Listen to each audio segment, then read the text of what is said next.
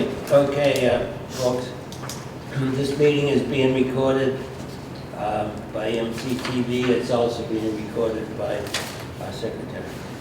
This is the Board of Public Works meeting. It's Monday, July 17, 2023. We're at the library program room in Library Plaza. So we have an appointment at 6:15. Mr. David Rafferty, abatement issue. Action items: water, sewer, solid waste rates. Landfill environmental monitoring agreement. Contract 2021-13. Amended engineering service survey. Oh, that's a big contract there. Draft letter to select board. Joseph Dryvick Way. Discussion of superintendent search committee. Vote to accept minutes 6/5/23 and 6/26/23. Open meeting minutes. Superintendent's report. Our next meeting is August 14, 2023. Do I have a second? Second. All those in favor? Aye. Aye. Okay. So we're on to the, I don't know what is that, is our appointment here? Can we take them early? I don't know. Is the appointment here? No. David Rafferty? Here. Hi, David. Come up and sit down up here. So we're going to take you first. Thank you. Nice to meet you, Mr. Nice to Rafferty. meet you. Okay, so, we have an issue which, is it just your sewer rate? It was the water and the sewer. Go ahead, let's hear your case. So, I had a leak in one of my buildings on 1717 Ocean Street. It was Building B. It was a water leak, a water pipe in the crawl space, which we discovered on 4/24/22. Once we found it, you know, the water had been leaking into the ground under the building. Once we discovered it, we corrected the problem. And then on a subsequent water bill, the usage, it went from, you know, roughly, you know, an average of about 140, 150 to 1,170, and, you know, attributed to the water leakage. 11,170? Correct. From what average? The average was probably about the 140, 150 range. So tenfold, right? Eightfold. Yes, sir. Okay, so, go ahead, you have more, And so I sent, that's what I had sent in on the appeal. That's basically, you know, the evidence I have is, you know, what the historic usage had been into that, and, you know, coupled with the fact that there was, you know, pretty substantial water leak, broken pipe.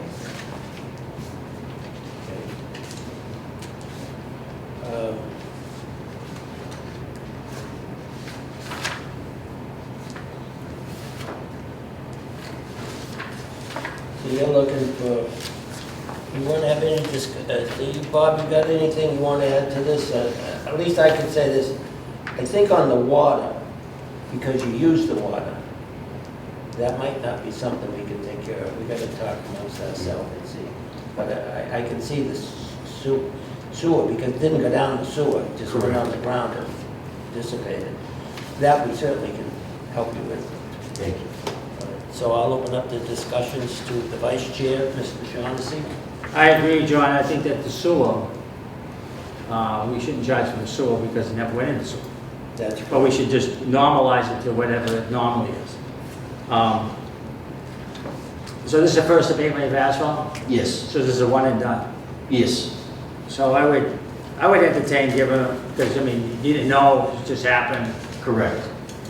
So I'll be a little bit lenient on adjusting the water charge to something lower, John. Okay, all right. Not normalized, but something like, we could, you know, split the cost, split the difference or something, and That sounds very fair, thank you. go from there, so. So you're 140 to 150 normal. He had 1,170.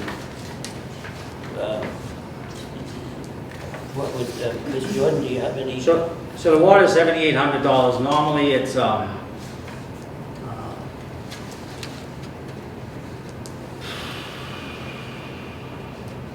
like 160 gallons, but doesn't give you the dollar value. So why don't we do this? It's 7,800 for, what is the, does anyone know what the normal, what's your normal bill on water? Yeah, I don't have that with me, my apologies. So why don't we say this? I'll split the water in half. That sounds great. Give you abatement on the sewer, for, just to normalize it. And then you're one and done, can't come back.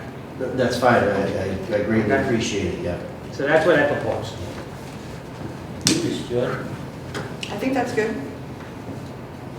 Okay, So make a motion and, well, just, let me find out what we're doing. I'm for you, you know, yeah, the sewer is fine. So we're gonna go back to 160 on the, 160 gallons on the water for the normal, just so you can write something down. We gotta come up with a bill for the water. right, what I'm saying is that instead of coming back to normal water, we'll come back to the normal on sewer. Yeah. Yes, correct. Right, because it would just have the normal sewer, and we'd just give them Okay. the abatement on the sewer, whatever the normal difference is. Yes, yeah. And then the $7,800, since there's a certain amount of fault on both, on your side, Yeah. I'm not gonna penalize you 100%, I just give you, I would just cut that bill in half. Okay. Thank you. That's what very- that's what I didn't understand. That Thank you. sounds fair. That makes, are you happy with that? Yes, Ms. very Jordan, much. you happy with Yes. that? So that is my motion. Okay, so I'll second that. All in favor? Aye. Aye. Good. Thank you very much. You're welcome. Much appreciated. Thank you for coming in. Thank you. Okay. All right, we have an action item next, is the water sewer solid waste rates.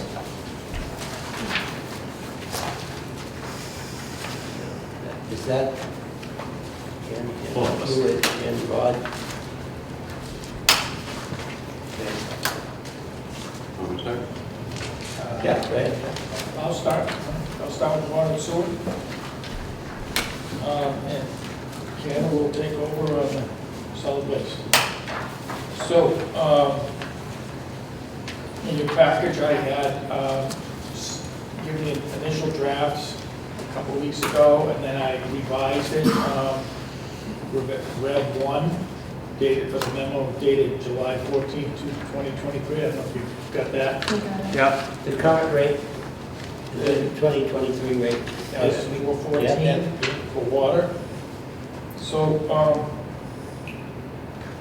we're projecting, an increase of 6.3% in 2024.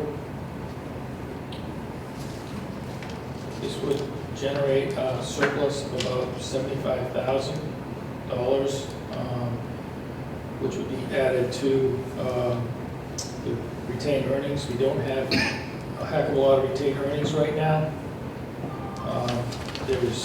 We estimate about 64,000. Dan had given me an estimate of about, after expenditures approved at town meeting, somewhere around $90,000 remaining in retained earnings for water. And typically, we're up around $1 million, but we spent, instead of borrowing, we spent retained earnings to For a significant amount. the water break? I think, For the water break, and because we had to move the water around because we can't go across the South River? Is that the reason why we don't have a surplus? well, we just, we spent a lot on equipment. Significant amount on equipment, and. Like what? Like what? We had the Wrexham water main that was Right, just right. completed. It was around 600,000, I think it was, something like that. But bottom line is that, that we need to increase this rate. As far as what we did on collection, we just got the revenue, raw revenue data for FY '23. We were at a 90% collection rate for water, and we were at an 89% collection rate for sewer. So that's consistent. There's no issues there with our projections, because I think we projected slightly lower than that when we make these rate projections. It's when we get much, when our actual collection rate is much less than what we project, and we worry about that. But the collection rate has been consistent around 89–90%. So we're good there. So we were a little bit concerned about how much water we were pumping, especially with this weather. We've had what it looks like in terms of what it was last year versus this year. We're only like 140,000 gallons difference, which is almost basically the same amount. We're talking, like 300–400 million gallons. So people still using a sprinkler system? They're still using them, I guess. Yeah, but they're paying for it. They're paying for it. What's wrong with that? So, so projecting for this fiscal year, that was one concern we had, was that, there seemed to be a lot of rain and a lot less water use and things like that, but that isn't the case so far. But going forward, who knows? Yeah. Okay. So anyways, But what type of equipment have we bought? You mentioned we bought a lot of equipment. What type of equipment? I don't have the list. That would be Dan's department as far as what. You said that's associated with the rate increase. We bought a lot of equipment. Yeah, we got, let's see, $844,250 worth of capital project. That, For equipment? for various things. Everything. Yeah, but, Okay. equipment associated with, actually, Ken has. Okay. Okay, yeah. Fluid systems and other equipment, this is associated with the new highway facility, $6,000, lift with accessories, $8,250. This was split amongst the enterprise accounts because of shared use. Replace pickup truck, $40,000. With the general fund, with the highway, what was the split? Again, superintendent items, I don't know exactly, but I do know what the water part was. Fluid system and other equipment, $6,000. Lift with accessories, $8,250. Replace pickup truck, $40,000. Well cleaning and rehab, $50,000. Meter replacement, $100,000. Water main upgrades, $120,000. Purchase L35 mini loader. Did I get that right? $130,000. Replace pump station SCADA PLCs, $150,000. Generator to replace current angle drive, $240,000. So that was water. Was that retained earnings, borrowing? That was all retained earnings. Yeah, all retained earnings. Okay, so that's money left over from when all the bills are paid.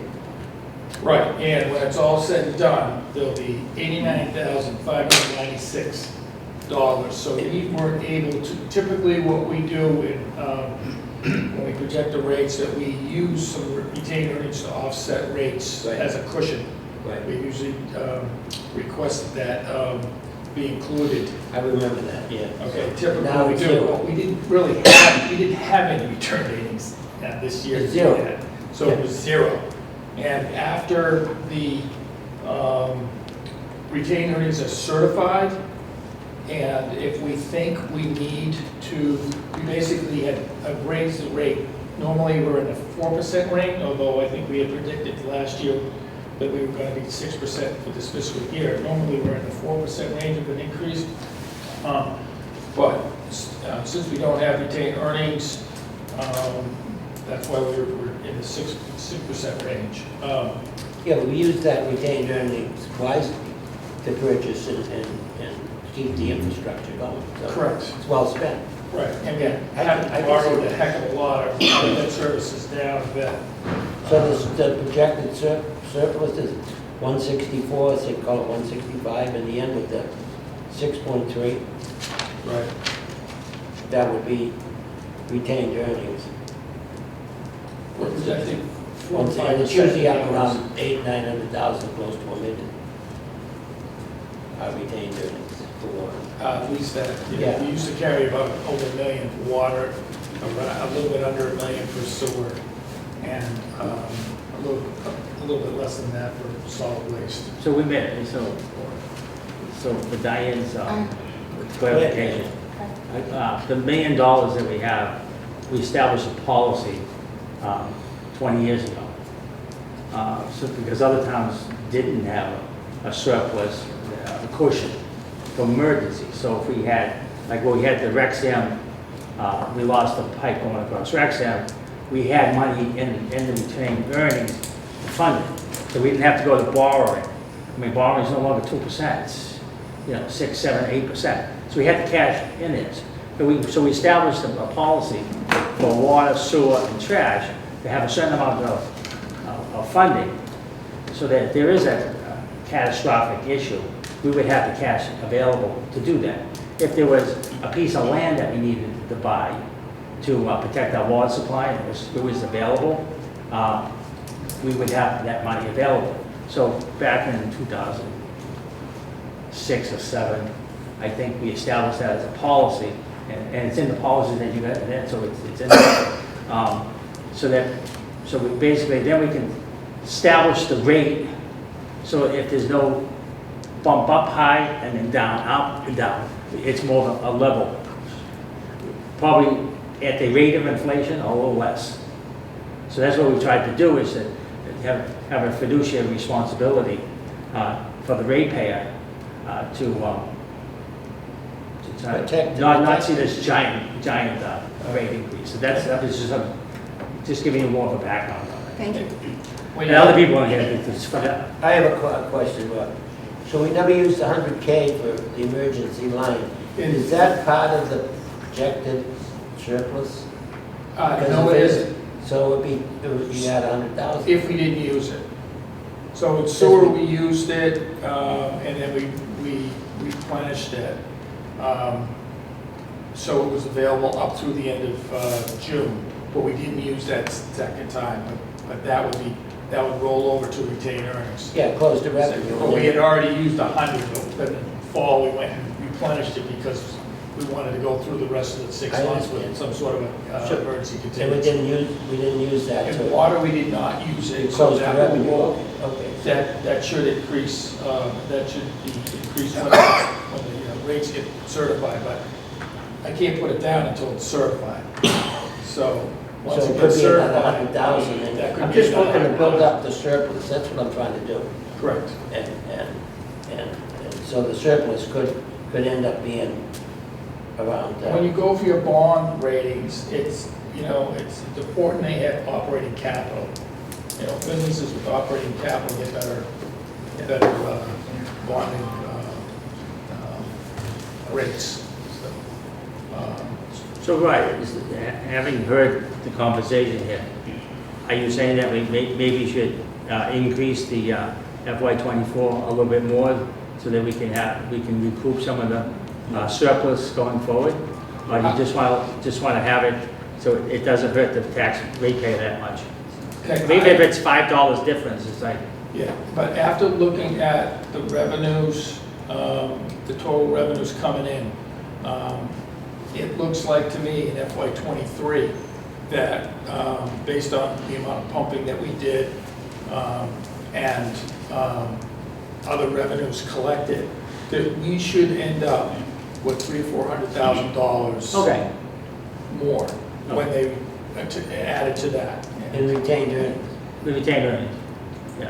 In retained earnings when they certify that. Yeah. So that will be added to that number, projected Okay, number. my concern is if we get another emergency, we'd have, so we don't have to go right out to borrowing, we'd have at least a bit of a cushion to cover it. And that usually doesn't get certified till like September. August or September or something like that. Okay, I'm okay with the water rates. I have a question. Go ahead. Are the retained earnings to offset rates? I understand where you said there was $0 as of now. Right. Is there like a formula what's the formula that you use typically to figure that out? Because Well- it's a percentage of whatever's projected, right? Correct, so Okay. on the second, third sheet, we have this rate projection schedule here. It shows the 5 years. And if we didn't want to raise the rate 6.3%, okay, we wanted to keep it somewhere close to inflation, or maybe 4%. I don't even know what the inflation rate is. Inflation was 7.5% last year. It's probably higher than that right now. But if we didn't want to increase the rate that high, we would see what monies we had available retained earnings, and we could use those retainings to offset. You know, we go to town meeting with that number, they vote on it, then we can apply that number. So it helps you even out the rate. But we didn't really have retained earnings, like you pointed out, in water. We had 90,000, and that's really not enough to. Yeah, it's not gonna make a difference across the whole. Right, it's some, you want to carry some retained earnings because you just don't know how much you're going to pump and how much you're going to record on your meters too. Pumping is one thing, recording on the meters is another. So having accurate meters and replacing the meters, which we're in the process of doing, would helps you get more accurate numbers. But that's how we can keep the rate itself down by using some offset money.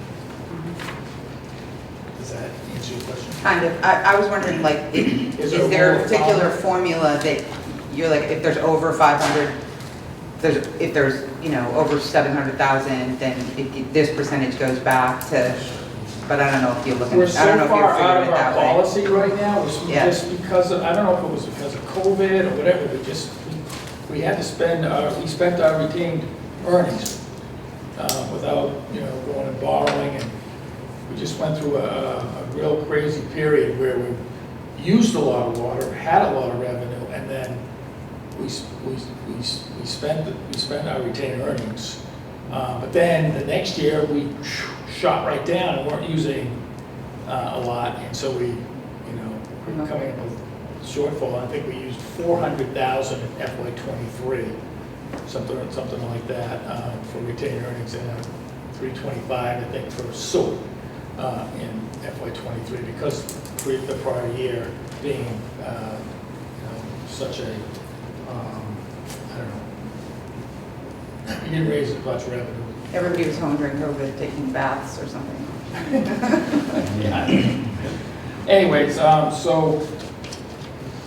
that's what we're projecting, and the out years are like 4, 5, 4%. We evaluate it every year, but that's kind of the range that we are, and we are projecting an increase in surplus as we go out, and the 100,000, if it's not used, would also add to it. So this kind of gives you an idea of where we're at. Like I said, I don't really know what the inflation rate is right now, but for our revenue purposes, the 6.3 is enough to generate about a 1.5% target budget above what we need. That's that 75 at the bottom there. So we typically try to target about 1.5% above, and that's using our conservative estimates of how much we're going to use for how much we're going to measure when we read those meters and whatnot. And so far we've been consistent pumping wise with what we did last year. So we feel a little bit confident with what we've projected here.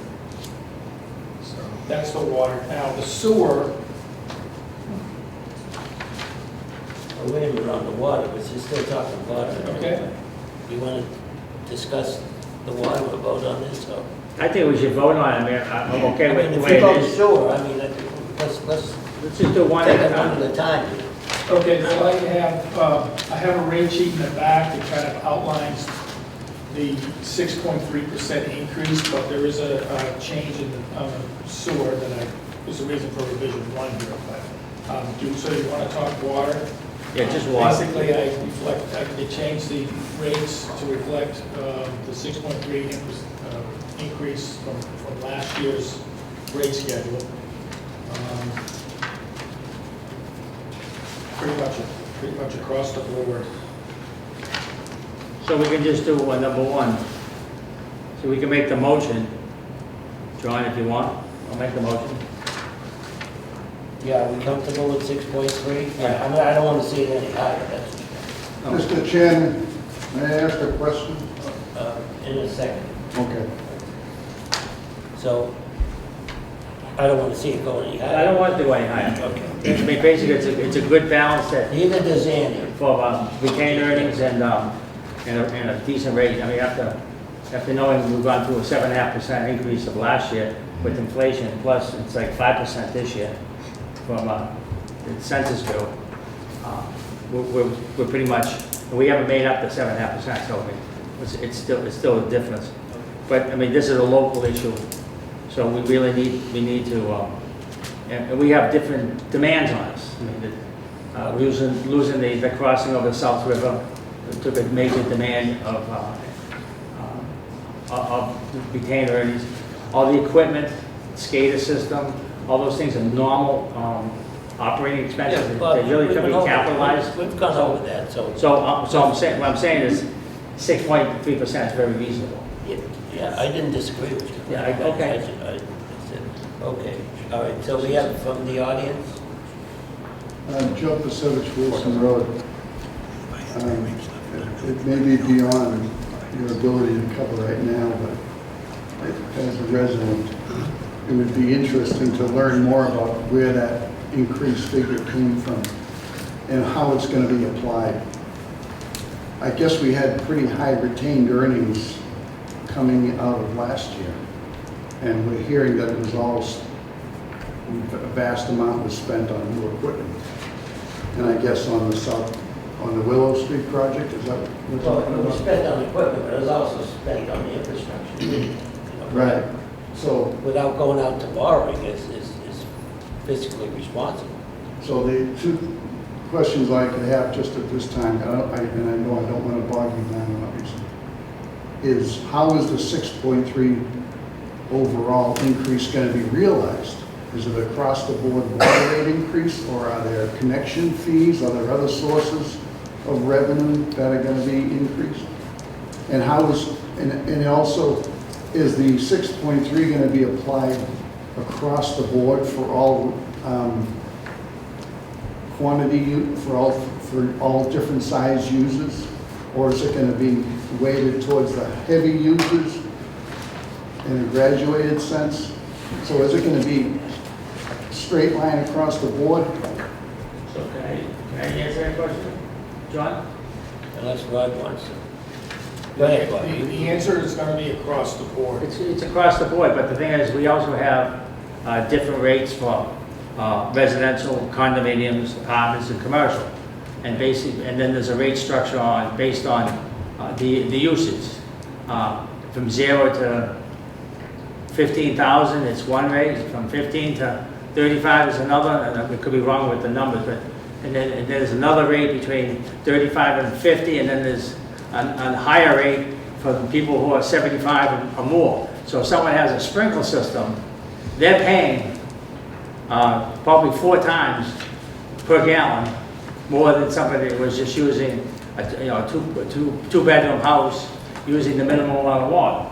I mean, the minimum amount of water, when we established those rates many years ago, in that structure, we established that if you conserve, you don't pay.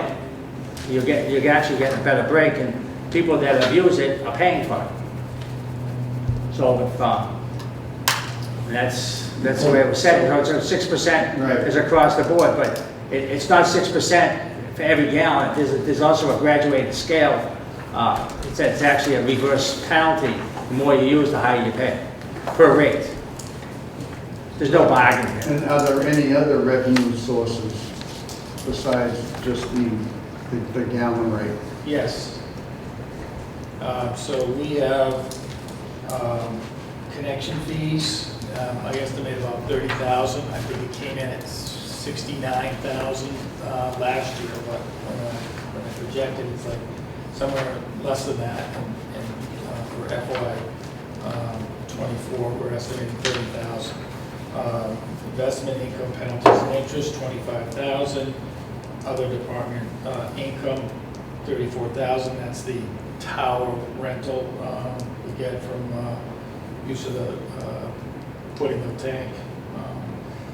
And then there's prior year receivables that we receive when payment is made for prior bills.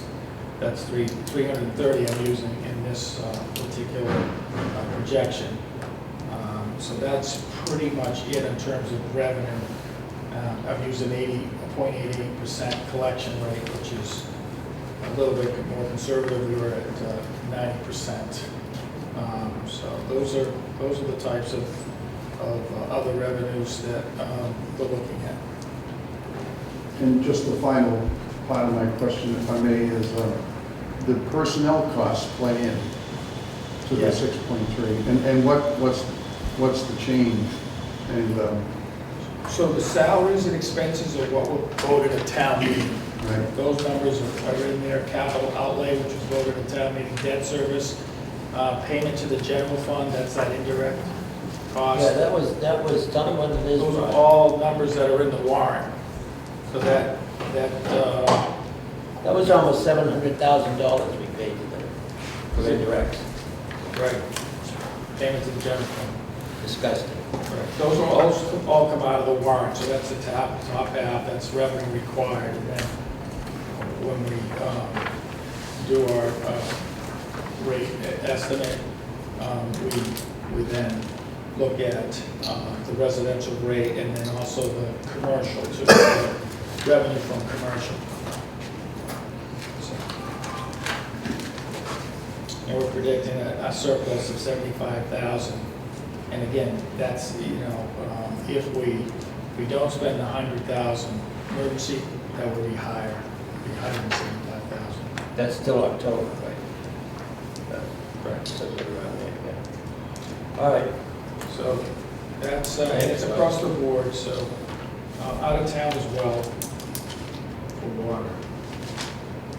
Okay. Any other questions for? Okay. All right, Bob, you want to make that motion? Okay, I'd like to make a motion to establish the water rate FY '24 of a 6.3% increase in residential and out-of-town water rates, for a 6.3% increase for condominiums and apartments and commercial rate, based on the documentation that Rod Procasino presented us tonight. Have a second? Second. All in favor? Aye. Now let's talk sewer. So who's running the meeting?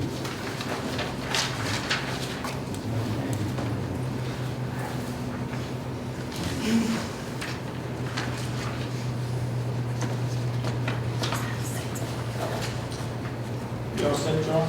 Like talk sewer? I'm sorry? Yeah, go ahead. So- Yeah, go ahead. Sorry. Yeah, we're done with water. Okay, so for sewer, our actual expenses, overall expenses went down, but we've got a $8 million, which I think we're only gonna, because we got the grant for ARPA, we're only going to be financing 5.8 of that. So, and that borrowing will kick in 26, I believe.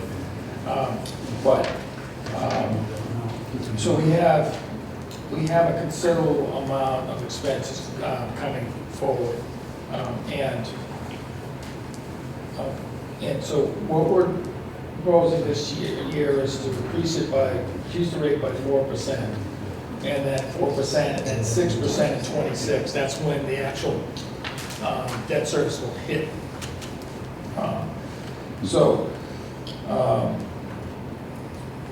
And we should be somewhere around $1 million roughly in our surplus by '26. So we might have enough retained earnings to use for other projects and whatnot, but I've included an increase in the debt service in those out years to cover that borrowing. So we're looking at a 4% 24, 4% in 25, 6% in 26, and then in 27, 4%, and then 4% in 28. And these will change, but this is our kind of long-term forecast. So we feel that we're going to have a surplus in FY24 with a 4% increase because of the drop in expenses. But we still need to increase that rate, otherwise we'll be in trouble when we get to FY26. It would have to be like a 10 or 15% increase or something like that. So we're trying to keep it gradual. Right now, I think we're at 500,000 of retained earnings based on Dan's estimate from the expenditures that were approved at town meeting. And then at the end of this fiscal year, we're projecting about 700,000. And again, if we don't spend 100,000, that'll go in. And then also, if there's additional revenues that are certified. That's the retained earnings. Yeah, I looked at the revenues that we had, and I think the sewer was in. I think we had to use a lot more of the retained earnings that we had appropriated to cover the cost. I think we appropriated 325, and I think after that, for FY23, after the applying those retained earnings to offset the rate, I think we probably had about $65,000 that would roll back into retained earnings. And that's just a rough estimate based on what I saw in the revenues that came in. But when it's all said and done, we'll know in September, or maybe we'll get to meet with the accountant and go over it and get a better, clearer picture. But I think, right now we're safe to recommend a 4% increase.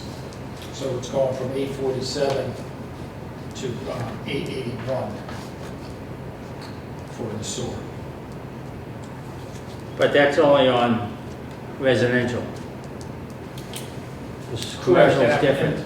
And then one other thing I wanted to talk about was for commercial. So one of the things, we had done the rate study a couple of years ago, and one of the recommendations was to try to have the rate for the condos, apartments, and commercial units in line with what we're charging the residents. Because the residents have a significant base rate. It's like $200 semi-annual charge. And whereas the condos, apartments, and commercial, even though they had a higher consumptive rate, they weren't getting charged. So we introduced a base charge when Mr. Gardner came in and did a rate study for us. And his intent was to try to get that base charge built up to be more equitable in terms of what we're charging the residents. So we're recommending that we increase that base rate from 50 to 75 to reduce that inequity. Like right now, and I gave you a, Yeah, you got, according to the document you gave us, right. it's $208 for base charge for residential. Right. It's $52 base rate for apartments, $52 for base rate for commercial. But their consumption rate of a residential is 9.69, whereas apartments is 11.18, and the commercial is 11.37. So even though their base rate is, the more they use, the more they're gonna pay. I have a question. Why was it set up like that in the first place? Or how long was it, like, how come that wasn't all, So, altered sooner? because we charged, it was set up with the commercial was set up, we didn't have meters, okay? The town didn't have meters way back when, okay? But some of the commercial did have meters, like the residents didn't have them, some of the commercial did, so they were charged a certain rate. And then when the commercial meters went in, the rates were kind of phased in. And we still have a significant base charge, a sewer base charge for the residents. There's a lot of residents using the sewer, but not a heck of a lot of consumption. But you still have to run the sewer plant. We also have Duxbury. They're under a contract with us to pay a certain percentage when they originally built the plant. They pay based on 150,000 gallons that we've committed to. So out of the 2.1 million gallons that plant can handle, 150,000 is, Duxbury's been paying for. Even though they only use about 30,000 gallons, they pay for 150. And so they kind of complain about that, but we're also carrying capacity as well. So we only use about, overall, we use about 1.3 right now. And the plant's designed for about 2.1. So we're paying for the operating cost, even though we don't have full use of the, we're not using the entire capacity of the plant. So he started out with various conditions, some were commercial were metered, and then the residentials were metered, but we didn't really have a good handle on how much they would consume, they were consuming, because at the time, the water use was through the roof. Our max day, way back then was around 7.5 million gallons a day. Now we're at 5. Okay, so if you went and did a rate study and looked at how much we pumped and how much they projected the sewer area to use, it would be very difficult to just go ahead and assume that an area that didn't have meters would be using the same amount. So you'd set that rate. If you set that rate based on what they were using, you'd be in trouble, because as soon as those people are paying on a metered basis, there's less waste, there's conservation going on, and all that. So they needed a few years to kind of get through that, but we still had to pay our debt service. So they started out with a higher base rate to do that, and the base rate has been pretty high. It still is. It's like $200. It was $200 in FY23 per that semi-annual bill. And I would recommend to keep it that high. But the other bills, which weren't at that level, we introduced a base charge, and I think it was based on how much of an increase that would have been to them. So we did the rate study, he made his recommendations, we added a base charge to the condos, the apartments. Commercial already had it, base charge, I believe, or he might have added that base charge at that time. But we just started introducing the base charge. So, if you look at the charges in the first section where it says semi-annual charge, you have residential 479, condo 372, apartments 372, and commercial 406. Then you look, then I make the adjustment so that we're $75 for the base charge for condos, apartments, and commercial. And now it's getting a little bit closer to being equitable. 446 for commercial versus 498 for residential. Commercial has a higher rate. They typically use a lot. This is a 30,000 gallon semi-annual use.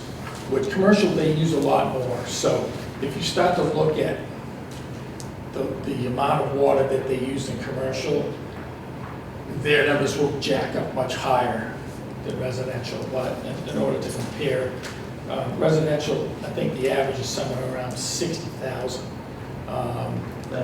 gallons per year. And it's probably even a little less for sewer as well. But so you can see we're working towards getting that rate equitable, so you're paying for the same amount of, your sewer charge is for the same amount of use that for 30,000 gallons, you're paying, as close as you can to the same amount. So that's why I'm recommending that base charge go up to more closely reflect what we're billing for residential. Why would it not go up more than that, though? Well, that means we're increasing the rate by 10% for those three categories: condo, apartment, and commercial. We're only going up 4% for residential. So I think 10% is enough of an increase. We're trying to get it a little bit closer, make it more equitable, but at the same time, there's a limit to how much you can go up. So that's kind of where we're at. Okay. And this is just like, we had that rate study done, there was a lot of input, and, going forward, we've been just adjusting it, so we keep the same format that he recommended, but we add, we know what revenues that we need to collect, so we adjusted like a percentage higher, so we're kind of keeping the same structure as our study, was presented, and then as we go forward, maybe a time we're gonna have to, call the experts in, look at what we've done, and have them come in and kind of redo the study and, take the input that we've got in the history that we've had and then make adjustments like what you're suggesting, why can't we get this base rate higher, or whatever. So I'm just kind of tweaking as we go along just to cover the costs that we have, but not totally, putting the burden on certain classes. So can I augment that a little bit? Rod, on the sharing of our capital costs, the 60/40, the town is no longer supporting that. So that's for our capital project. And I've made a report several times to the board that the sewer has increased the tax base. And I'll make a comparison. There's a home on Foster Ave that's on 3,500 square feet. And it was assessed, I believe, for around $225. And then it got purchased, and then it went up. Now it's up to 500,000 or more assessed. So that just added to the tax base. That's just one house. There's actually hundreds and hundreds of them. So the sewer added to the tax base, but the town will not share our high capital cost. So I'm suggesting maybe in October, I said, special town meeting, do we author an article that would generate some type of a cost for the users and some type of a cost to the town? It was 60/40, but Probably have to be a petition article, because when we went to submit the $1.3 million one, they wouldn't support it unless it was, that we were covering that cost, with the enterprise account. They Well, wouldn't support a 50-50 split. you say a petition, that's a private, citizen's petition. Because they could, I don't think they can throw out. No, they can't throw that out. Petition article. So we could do that. We could do that. So I'll bring that up at some other meeting. Yeah, because they're not going to support a regular article on the town No. meeting. To They pick won't- up more costs. They won't put it on the warrant. Right.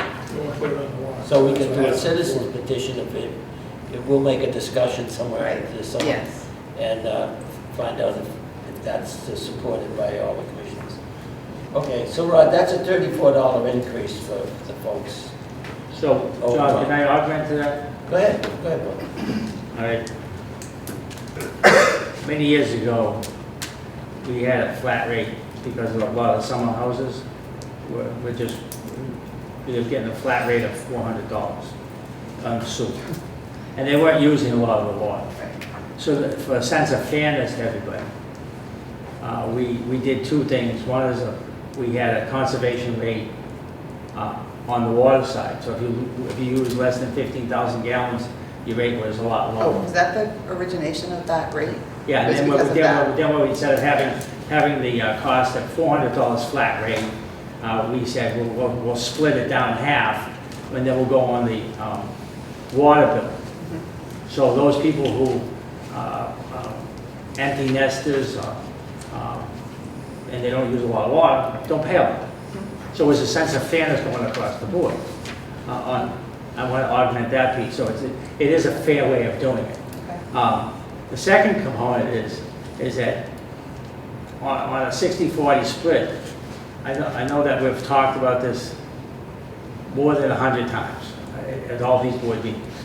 And basically, we were trying to do it not across the board as a 60-40 split, but on all new projects that we're moving forward, capital projects, because they wouldn't do it on O&M issues, just on capital projects, like the $8 million sewer job. We're looking for about a 50-50 split or whatever, because what's not showing up is the police department, the town hall, the schools, all those public buildings are not paying anything, and the poor ratepayer, the residents are picking that up, and it's an added burden to them. Right. So if so basically, trying to do it across the board is going to get defeated. But if we do it on a project-by-project basis and show that there's really an inequity on the ratepayers, because there are 10,000 water supply users, but there's only, and John, help me out with here, because you know the rates better than I do. Yeah, it's about 4,000, Yeah, 4,200. 4,200 sewer. So there's an unfair balance that we as a board need to make sure that it doesn't happen. So, but the thing is, the selectmen are not going to do that because they've already refused us twice. So Right. I would be 100% behind getting a citizen's petition from the sewers, the sewer users, in order to make it fair. So instead of having the 4,000 people on the sewer usage, the 10,000 people should share something, because you still have the police department, the fire departments, the schools, town hall, and all these other users of water, and they're really not even talking about the indirects, because we try to put it on the indirects and all that, and they just keep on putting it up and putting it up, and it's like, give me a friggin' break. I mean, that's what I feel. You feel like it's like, give me a break. We need to do an end run. Yeah, In order to do that. And that's why I wanted to augment that, John. So, yeah. Good points. Yep. Yeah, we can I agree. discuss that at a future meeting. but just on the sewer, that's the Yeah, sewer piece. yes, good. Right. That's good. Okay, so, Bobby, you want to make the motion? Oh, no, audience, anybody have a question? Any other questions? Any questions? So- $34 increase is really not. So I'm just gonna go on the recommendations for number 2, which what is documented in this write-up. So I'll make a motion to have the sewer rate increase by 4% for residentials and commercial units increase by a base rate from $50 to $75 to reduce the inequity comparison to the rate, the residential rate. And out-of-town sewer rate is based on the contractual percentage of cost of the original agreement with the town of Duxbury. That's the motion. And backed up by Rod's documentation. Bob, can I ask you this? We have a 10% increase for condominiums and apartments. That's what it ends up being when you add, when you make that Okay, I'm 50 to a 75, not 78 charge. Oh, I'm sorry. It ends up around a nominal 10%, 10.17, and 9.69, approximately 10% increase. So that would be the second motion on Yeah, this all right, I'll document. second that. All in favor? Aye. I have one more question, Rod.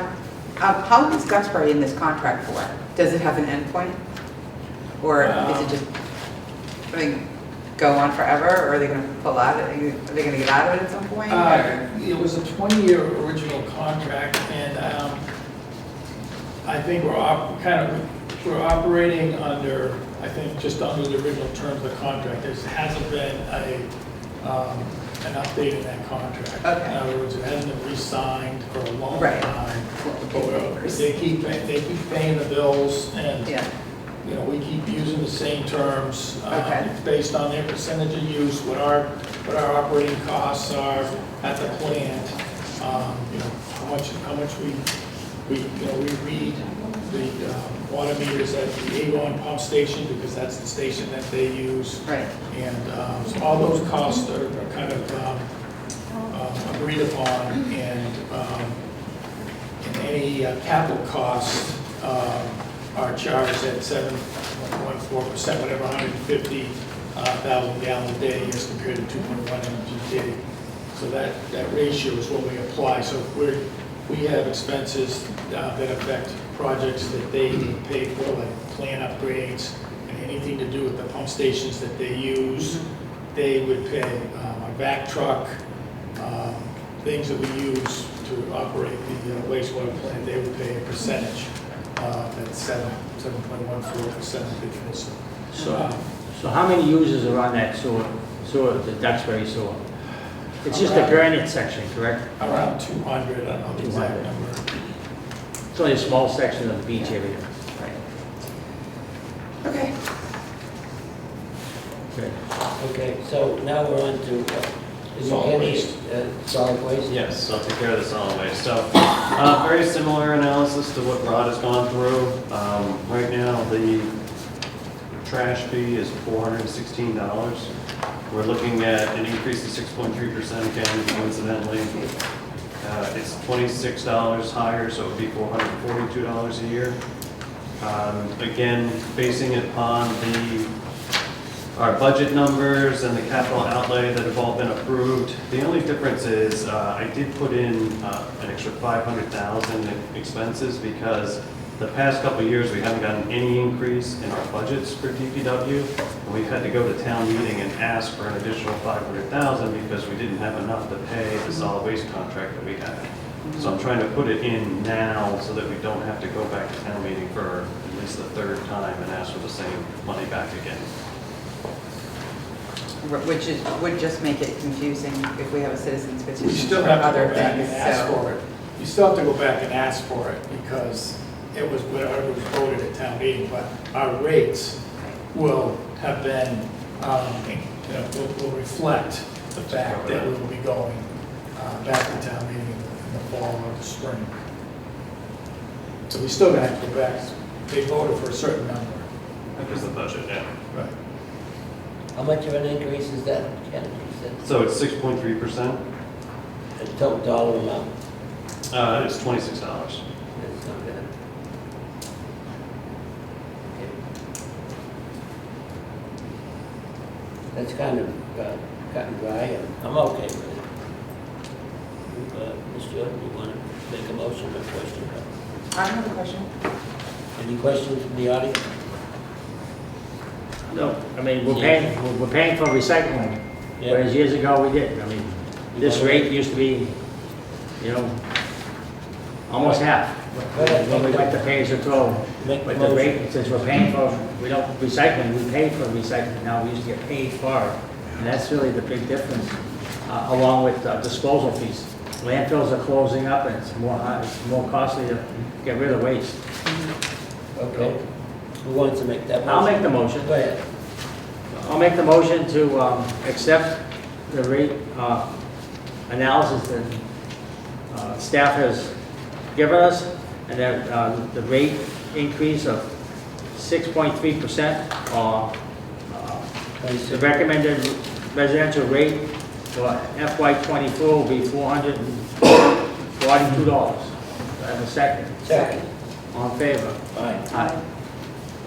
Now, do you normally vote for on the rate sheet, I forget, or just, because I included the rate sheet, the actual all individual rates, usually vote on that rate sheet, or just, So I voted for the documentation that you guys okay, provided us. okay, So I voted for the rate increase and the documentation that you gave us. okay.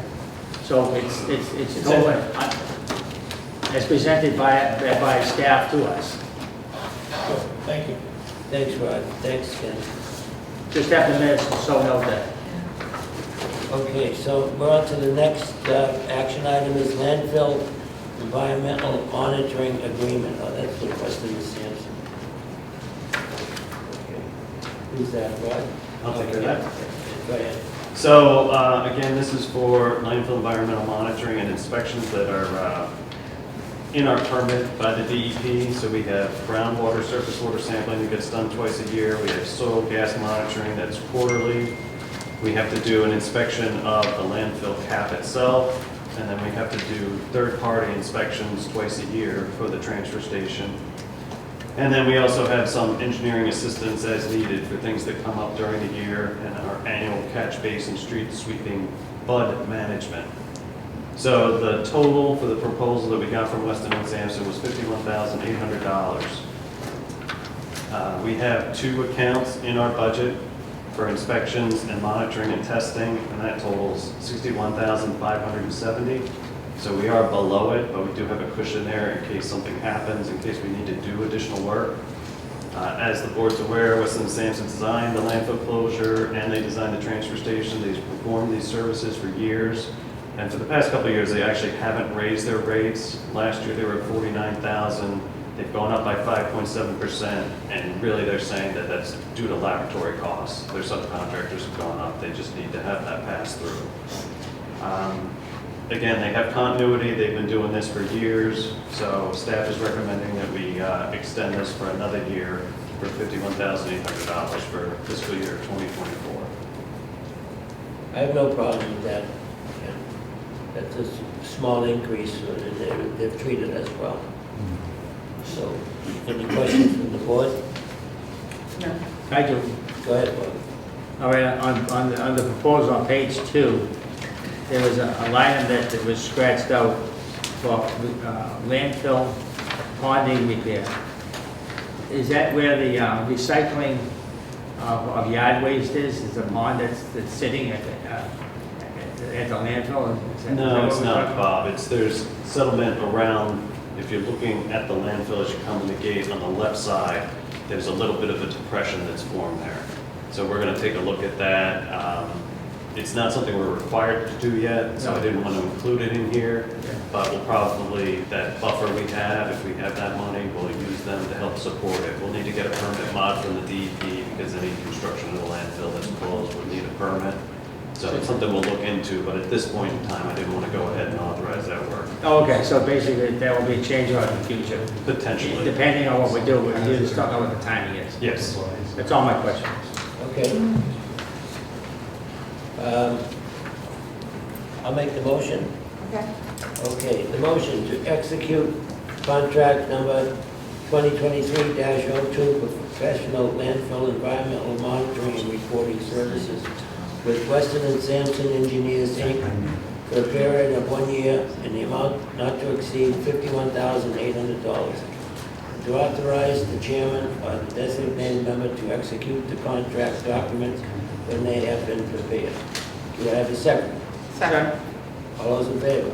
Aye. Aye. Thank you. Thank you, Ken. Thank you. Okay.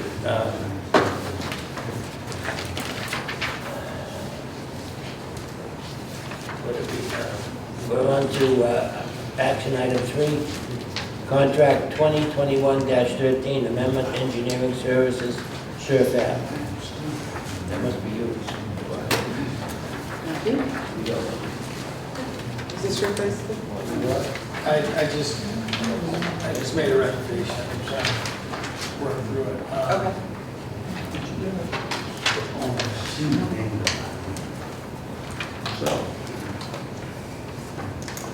So, SURF, we're trying to get through that job. It's been slow. We're flooded out this weekend. Had a number of flooding, but they've been able to pump it out. Unfortunately, our flooding has happened on the weekends.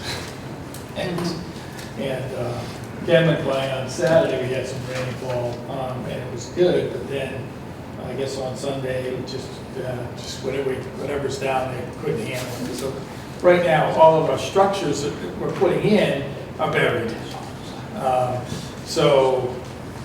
We don't have the benefit of all of the new infrastructure that we're putting in. And when they're there, they can pump things out, but when we get inundated like yesterday, we get these flash floods, basically. It's a problem.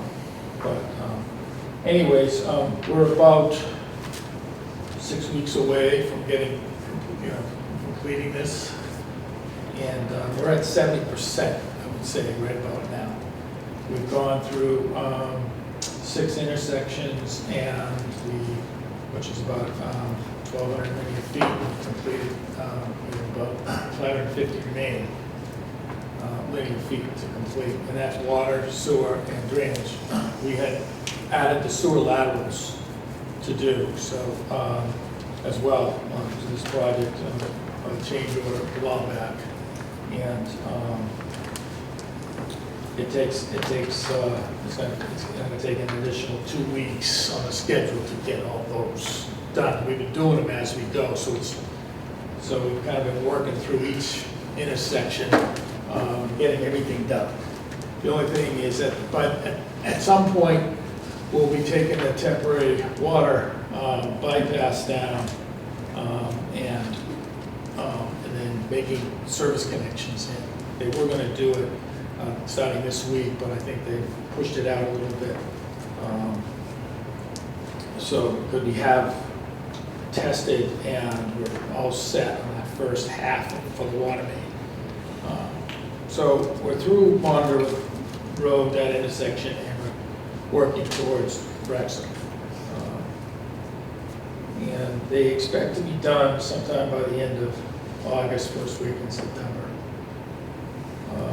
So it's been difficult down there. So anyways, we're working through it. So we've exceeded our construction administration budget that originally, because of these delays,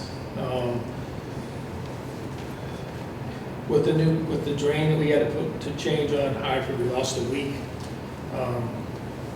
And the sewer laterals, there was a couple of weeks, and then just general groundwater conditions down there are horrendous. When you dig out that intersection, the groundwater's so high, it takes time to get it dewatered, and it's just slow going. Their productivity isn't what they expected, and so overall, it's added time to the project. But they are working through it, and they seem to be in pretty good spirits. They haven't abandoned the job yet, but it's tight. Their budget is the construction budget is pretty tight, but they're I don't know, I think they're enthusiastic and they want to get the job done and do the best they can. The engineers, providing the project rep down on site, and then their construction administration. Because of the time, the additional time, they're recommending, they recommended for task 5, an additional $22,600. Project rep was $32,000, that was task 9, $13,500, based on about 250 hours at $130 an hour. And then task 10, extended construction administration, was $16,130. So this construction administration, $22,600, is an item that we have asked for additional information to support that request. And they've given us some, you saw the memo that I sent to you, but we don't necessarily agree with it. And but we do agree with the 32.5, because that's just based on what it's going to take to get this job done going forward. And the estimate of 250 hours is reasonable. And then the extended construction administration at $16,130. It's a little less than what they had budgeted in the past on a per week basis. So we think that's reasonable. So task 9 and 10, we don't have a problem recommending, but task 5 we do. And we've talked with them several times. They keep saying that they have these expenses. There are expenses that we question. Like when we were out there, we noticed that the benchmark was wrong. So we had to, we found it. We said it was wrong. You better check your benchmark, and then they would charge us for it. Things like that. So I would propose that we try to put this behind us and recommend offering them 50% and just, Of the settle. 22.6.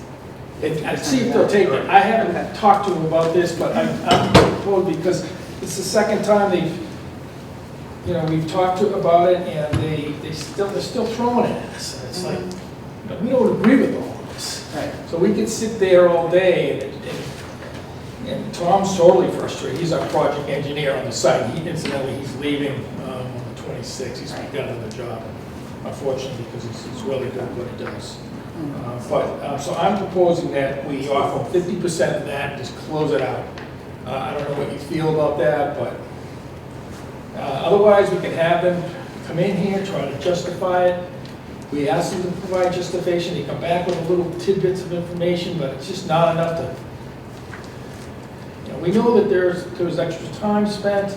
The contract got delayed because the funding wasn't available. We signed a contract thinking the funding was available, and then it wasn't available. So we had to push the start date, notice proceed out. So there were delays involved. So they're carrying their people as well. So I can understand why they're putting in for additional time, but we just weren't comfortable with what they were proposing. This 22.6, frankly, I'd like to put it to bed and just offer 50% of what they're asking, and that's it. I don't know what you feel about that, but if you want more detail, they're going to have to come in front of you and talk to you about that. I'm all right with that, Rob. Question, Go ahead, Bob. how much of a delay was from the gas company? The gas company was months. Months? Originally, they weren't going to change out their gas lines. We asked them to lower their services to where we needed lower. We had drains that were being proposed, and it's a lot easier to move the water services and the gas services than to move a drain, because we have the creek that we have to deal with. All this water is going to the creek, so we have elevations that critical elevations that we have to hit. So the pipe's going to be where the pipe's going to be, that drain pipe. And so you have to move utilities sometimes. Yeah, So then the my gas point- services have to be my point moved. is because we have people in the audience that live down there, and they're going through hell. There's a summer, they call it the summer of hell, because they have to deal with this. This should have been already done before the summer, but it was a major delay because the gas company didn't move fast enough, and they were basically kicking this. Yeah, Take they it out. decided to change out their main. Yeah.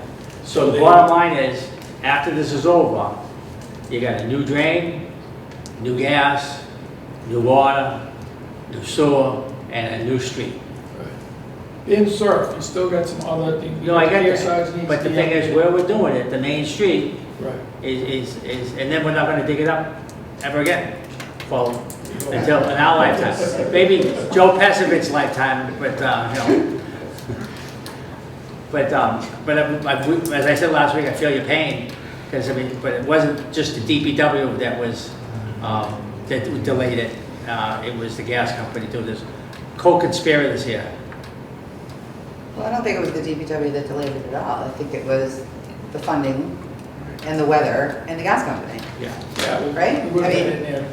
We were doing A year what we were ago. supposed to do. In the spring, we were trying to get as early as we could. We were gonna run a temporary bypass, you know, like pre-March. The temporary bypass is an issue, has been an issue because of the number of breaks we've had, people running into it, and it being above ground. Initially, we were gonna go along the seawall and tie in from the back side to keep us away, to keep away from the vehicles and all that. The thing about the temporary bypass is you kinda have to do this work in the spring and the summer. You can't really do it in the winter because you've got all the chances of freezing with the water lines running all over the place, and the water superintendent doesn't particularly like us running the water all the time so it doesn't freeze. So we were kind of thinking to try to get it done in early spring, but this gas company came in and it took them a lot longer than we thought. So the second question was, the temporary pump station that was, you proposed, to alleviate the water coming out of the creek. Yeah, so, because of the water table being so high, because all the water we had in spring, you know, Constellation, Constitution, they were flooded out, just natural runoff and everything. And the fact that we know we've got blockages downstream, Bass Creek. in Bass Creek, there's a big stretch that has to be cleaned out, we haven't been able to get to that yet. The water's slow moving back there in the creek. And then we also ran into we had a problem on Hartford where we had a problem with that existing drain was all plugged up and needed to be replaced, and, you know, it was, I don't know if it settled, but it was just, it was a problem. So, once we got that was the first thing we basically did. We had to replace that line and just get that clear, because we needed to get that groundwater out into the creek. You know, it's going into frac tanks and it's being filtered properly so that it's clean water going in. But it does pond when you get excessive rainfall. It's an issue, flooding everybody out. It's just been tough, especially on the weekends when we can't handle it. You know, we got people there. They're coming from the Cape too. That's another problem. They do have an area of rep that can go and turn pumps on and things like that, but hasn't been. It's been a problem. So. Can I ask a question? Is that inappropriate? Sure. So I'm Megan Dolan. I live at 51 Surf Ave. I think I emailed you, Rod, today. Okay, I got to my emails. Yeah. today. So if this happens again, so I called the Marshfield Police non-emergency line last night because I was unable to get into my home. It was over like feet deep and I couldn't get into my house. So I called the police station and had, I think Tim from the water department called me back. So I asked if he could escalate it to somebody so Digger could come put a pump in last night. And Okay. he told me that they were coming from the Cape and that wasn't, they couldn't do that on a Sunday. I don't know about that. And as far as them coming up, So I guess in the future, if you're not gonna be completed for 6 weeks and this amount of rainfall comes, what do I do? well, we probably should just set up a pump right there, so all the guy has to do is turn it on. Yeah. I mean, that can be done, and we've got to probably sandbag in front to make sure that whatever berm that's in there doesn't get wiped out, because obviously it must have, I mean, they've had a berm in front, but. They did, but then I guess somebody ran over the water main again on Thursday. Oh, so this was the result of the water main? the I'm guessing it bypass break? disappeared. Because we Yeah. had drain issues on Sunday. So then, that's the other question I have is that they told me that there was a plug in the drain, and that's why I got feet of water in my yard. That I didn't hear of. So the new drain they had to plug in? Yep. Okay. Somebody probably forgot to take it out. So there's only a. How convenient. Yeah, I know, but there's only a couple of new structures that are actually open Yeah. to receive water because it's still dirt down there. Yeah. They haven't. I think what Yeah, I'm happened, familiar with that because that comes into my house every day because my house is so wet that I have to open the windows and then all the dust from the street comes in the house. I think what happened today was that the frac tank there had Filled. something got thrown into it. There was actually a stake and some trash, and that actually clogged the outlet on the frac tank. So that was part of the problem. So I guess I'm just, So I could ask them to set up a pump and have it ready Patient. so that that local guy can respond. And I don't, if the police department should have the number to call. they did. We Tim got- called me back and he said he wasn't in Marshfield, that it was raining, there was nothing he could do about it. I explained that this was more than just the rainwater. And I asked him to escalate this to his boss last night at 7 o'clock. And he said he couldn't do that. So I'm just saying the problem probably could have been alleviated last night, but that's the 5th time I haven't been able to get into my house. Well, you can, we'll give you our numbers and if you don't have, you'll. So I emailed Tom last night and you guys were on it as well. And Yes. Tom got back to me this morning. Okay. So I would just love another way of communicating on off hours. Right, we can take my cell number, I'll email it to you if you don't have it already. But I think we'll have to just set up some pumps up there just so that they can be activated and they don't have to be set up. Yeah. Um, So we, I have a question, if I think there's that's time a few for. people in. Yeah, I'm sure a lot of people are gonna have questions. Deputy, We just need Oh, to- sure, Michael Baird, I'm 32 Farragut Road. Michael Baird. Obviously, this has been, I'm not gonna tell anyone here they don't have anything that I know, it's been very disruptive. I had to drive around your puddle last night to get to mine, went through another puddle through town, or Right. Mayflower or whatever. Not puddle, I mean, water. Like I to couldn't the side even of the pull car. in the driveway last night. But I guess my question was, when was the gas company finished? I believe. Because I remember the gas company doing my road, and it still hasn't been paved over, like top coated. So it's still pretty bumpy going down there, obviously, it's not mud, like Surfad is, but when did the gas company begin and when did they end? That I don't know right off the top of my head, but I think it was Okay. like June, we were done. Okay. And, what was I'll the, find out what was and the get cause it of to the, okay, what was the cause of the funding delay? The funding delay was, we got ARPA funding, it was a grant. Okay, That was given to us, and evidently, there was some paperwork that had to be submitted. And it was administrative through the selectman's office, evidently, and there were some approvals that had to be obtained.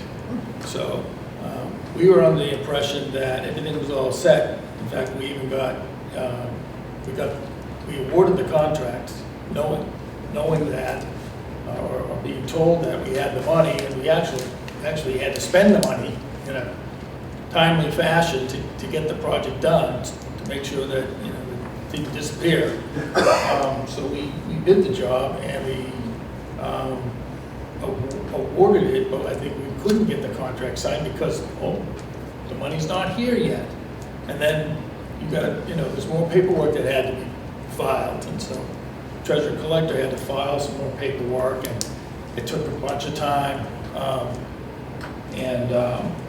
We were actually asking for 2.2 million. We thought we were getting 2.2 million. We only ended up getting 1.7 million. so when did the project start? Because I feel like the Surf Ave's been mud since April, Yeah. even March or April. Say that again? I feel like Surf Ave's been mud since April or March. There was I didn't remember specifically, but I looked on the DPW Facebook page and it was like hey, Surf Ave's gonna be impassable this weekend, and that was in April. So I guess I think we're sort of like a timeline of what happened when, if we're gonna assign timeline delays elsewhere.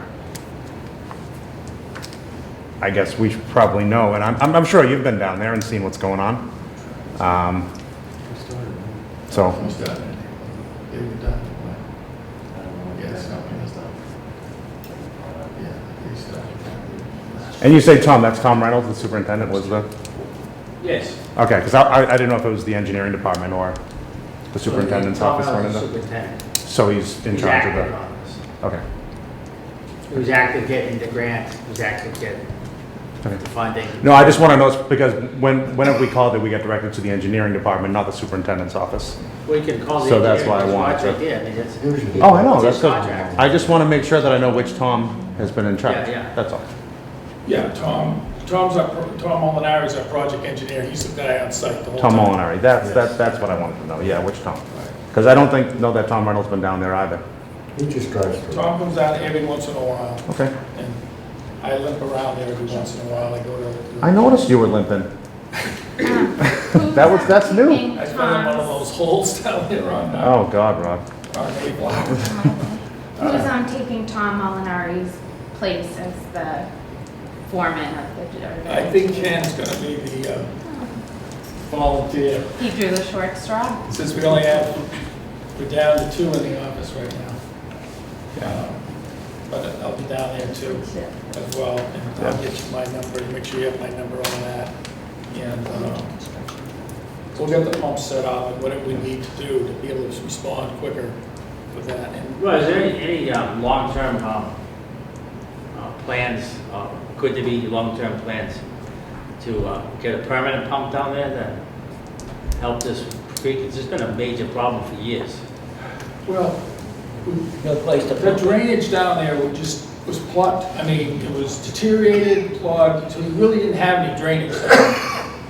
There's one outlet pipe that we knew of, and that was in Hartford, and that's been replaced. So we've increased the capacity inside, double drain in there. We had to put double drain because of the height restrictions and whatnot, so the drainage should handle more water when we're done.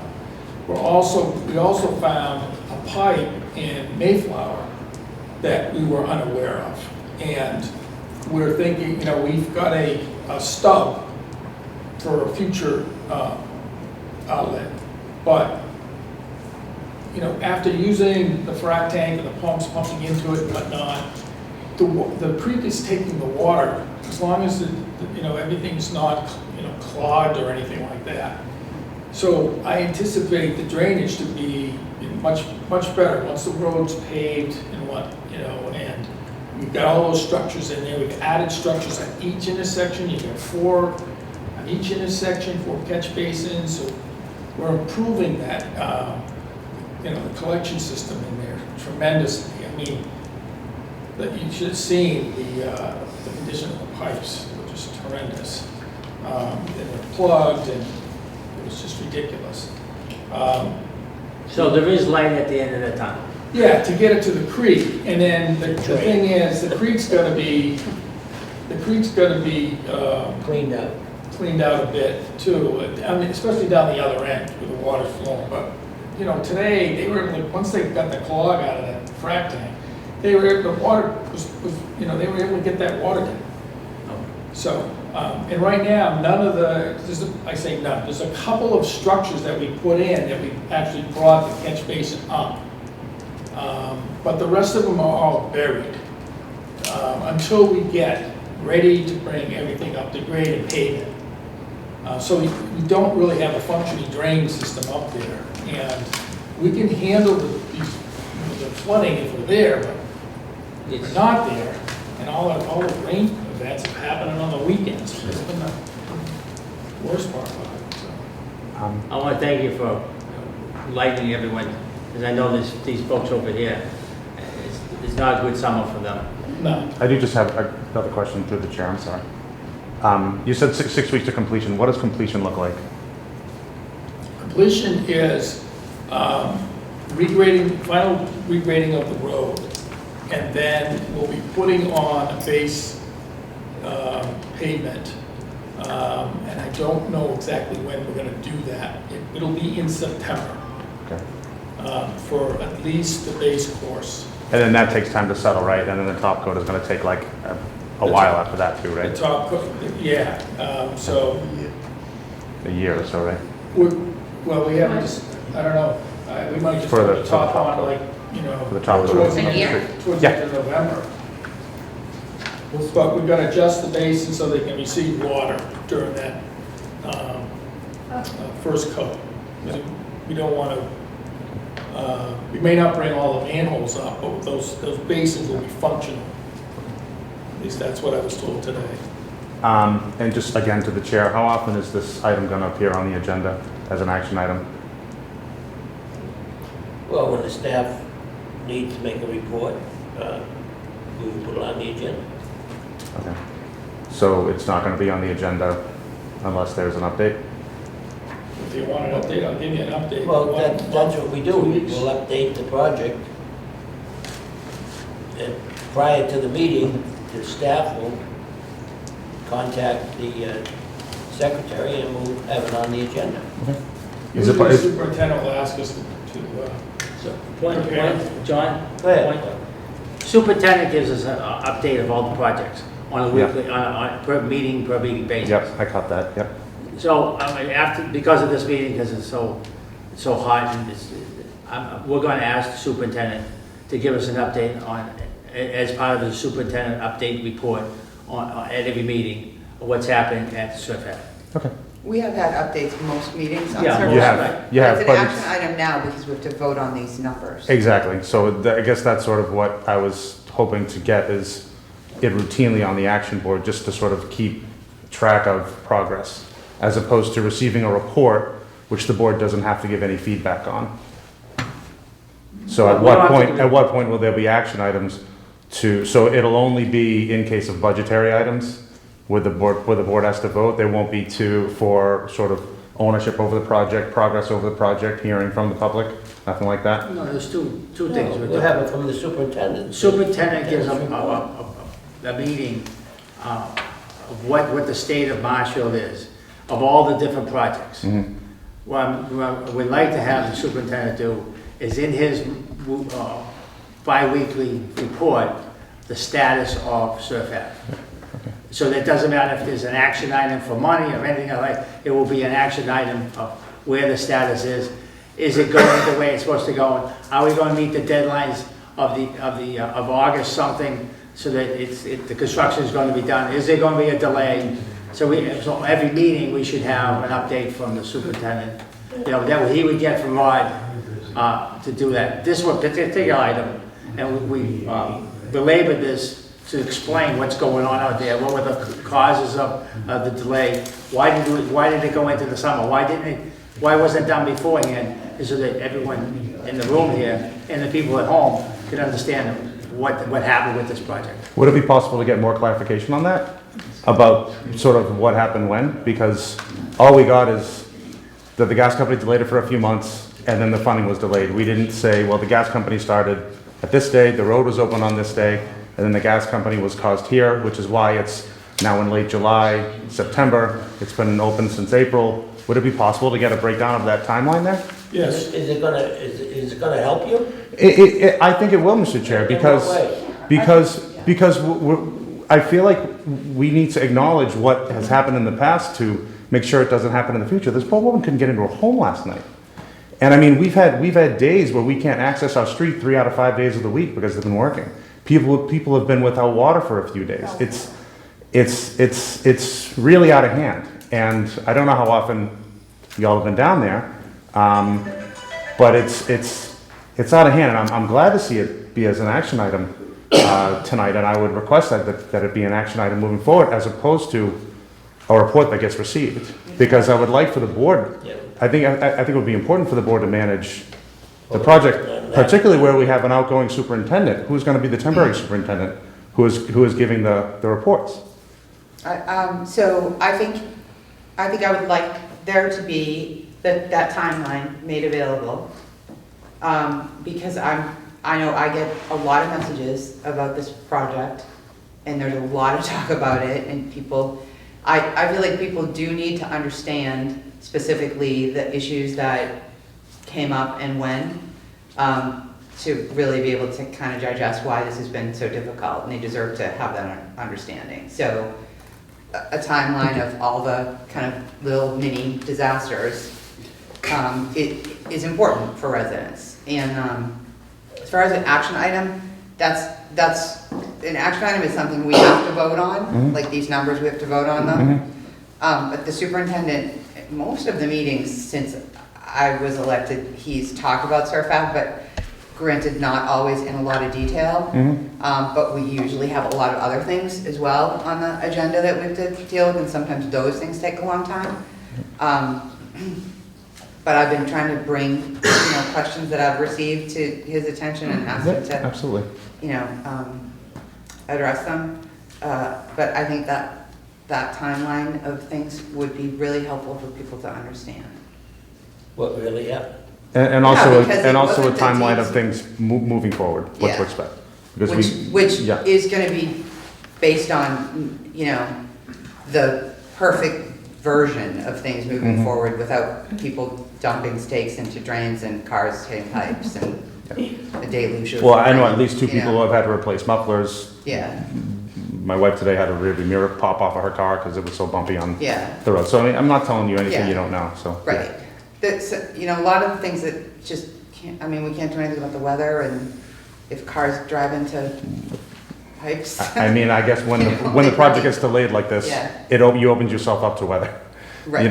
So that's, I think, probably why the department is feeling that. I'm sorry. I'm not taking that. In the back. So, Words right No, out. my God, really. Hold on. right there with you. So hopefully that will be helpful to have, and thank you for the, request for that. Okay, in the back, go ahead. Eric Murphy, Ocean Street. I was just on Hartford today and I saw the water was almost ankle deep. My question with the pump is where, as water flows, it flows downhill. If you're pumping it somewhere, where are we pumping it to? Are you just pumping it down to the lower people at Plymouth Ave?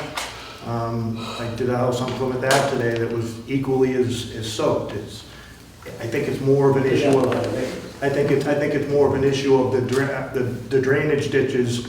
There's one drain ditch right next to the pumping station, the sewage pumping station on Plymouth Ave, that's green and full of muck. It's clearly not flowing an inch. It's stagnant and sitting there. So if we're pumping water from Surf Ave downhill, and the water downhill isn't moving anywhere, it's really not helping anything. I think the issue is, if you're gonna put a new sink in and a new tub in, you gotta fix the drain first, so the water's not going anywhere. They're just pumping it over the hill into somebody else's yard for a different problem. That's the problem with the creek.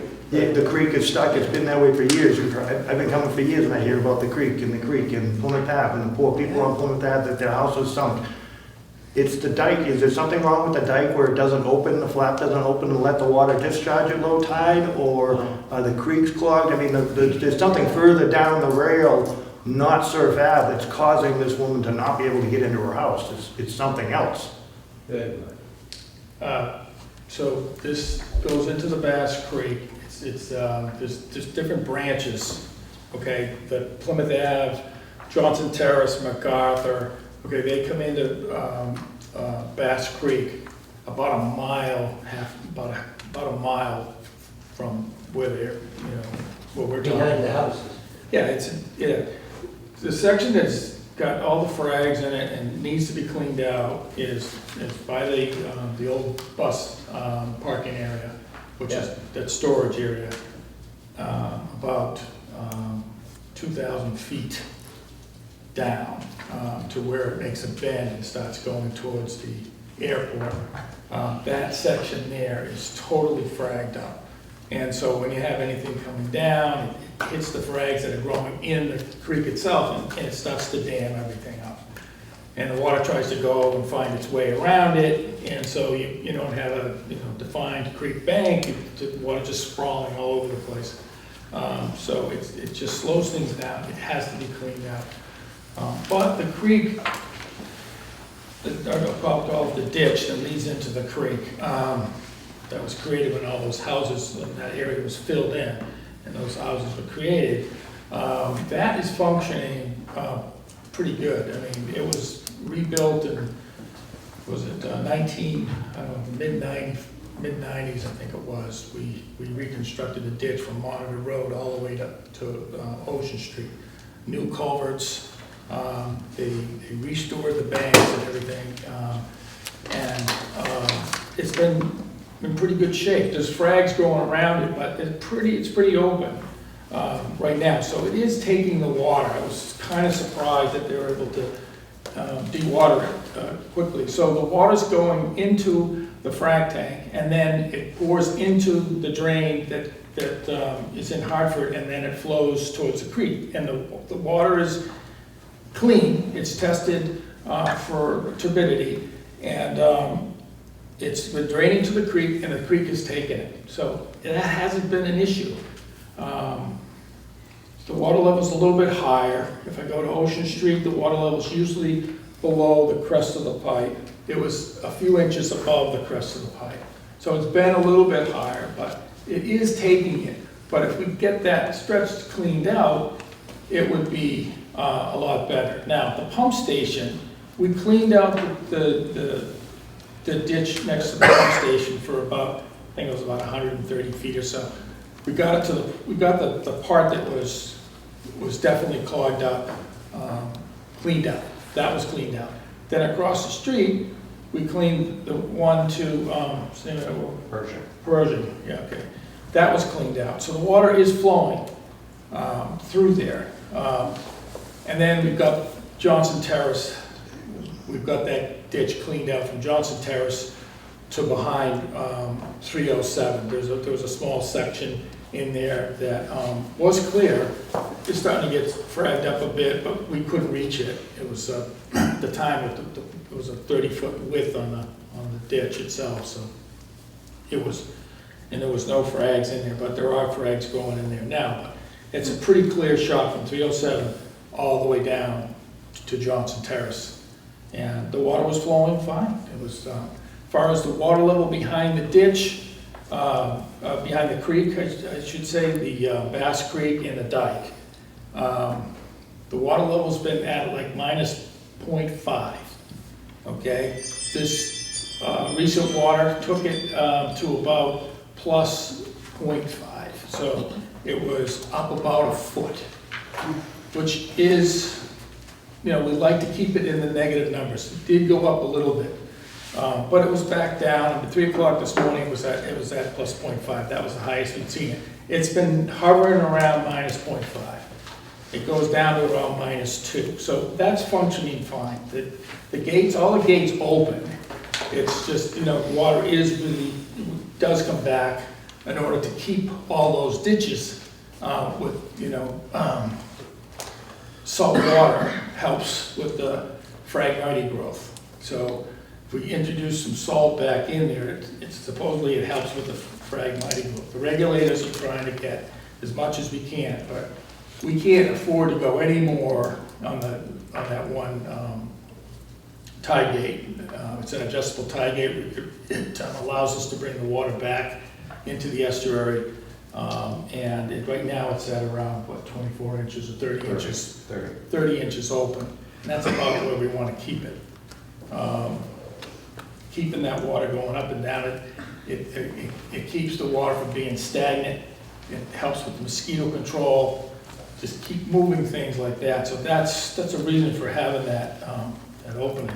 But there's a limit to how much the water can come back, and we do keep an eye on it.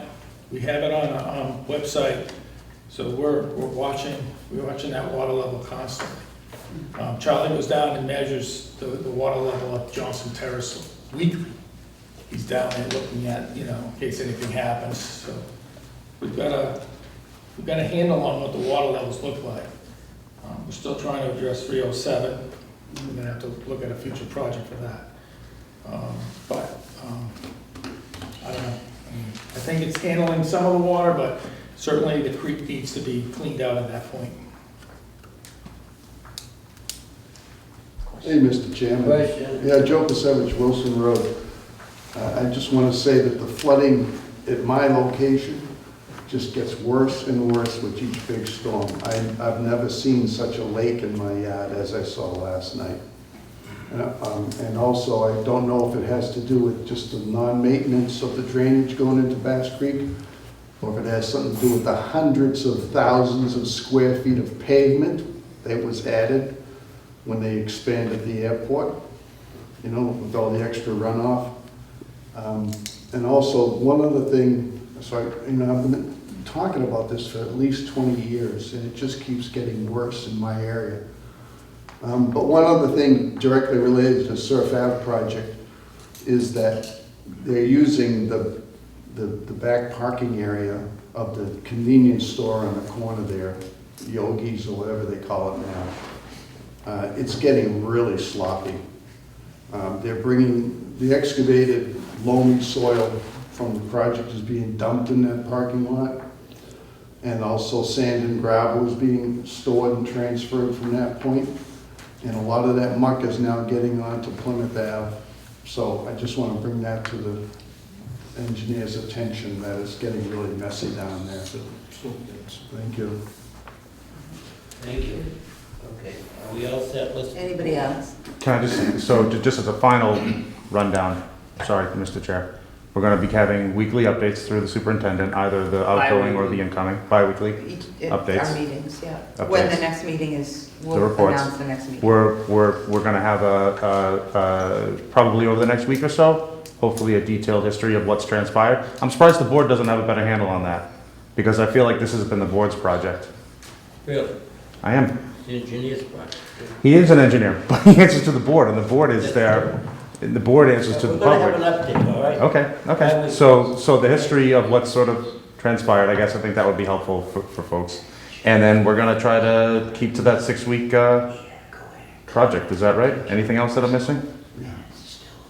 Well, the 6-week is what the town engineer That's said. their estimate, that's their estimate. So- And it sounds like there's a budget issue with the company as well, so hopefully that gets handled. So let's get back onto the motion. Yeah, let's make. Thank you. Thank you. Okay, you wanna make the motion, Diane?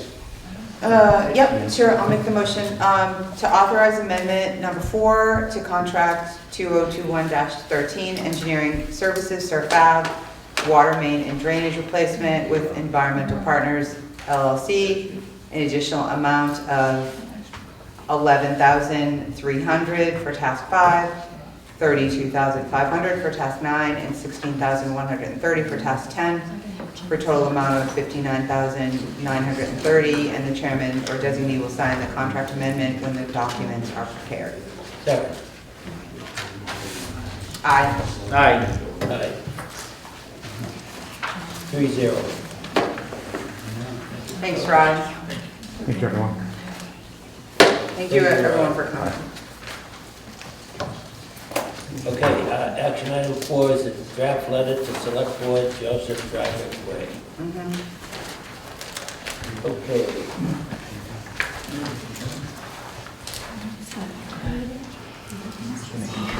What do we have here? I sent in another draft. I think it got it in email. I don't think it got into the, I sent it late, so I don't think it got into the binder, but I can read it.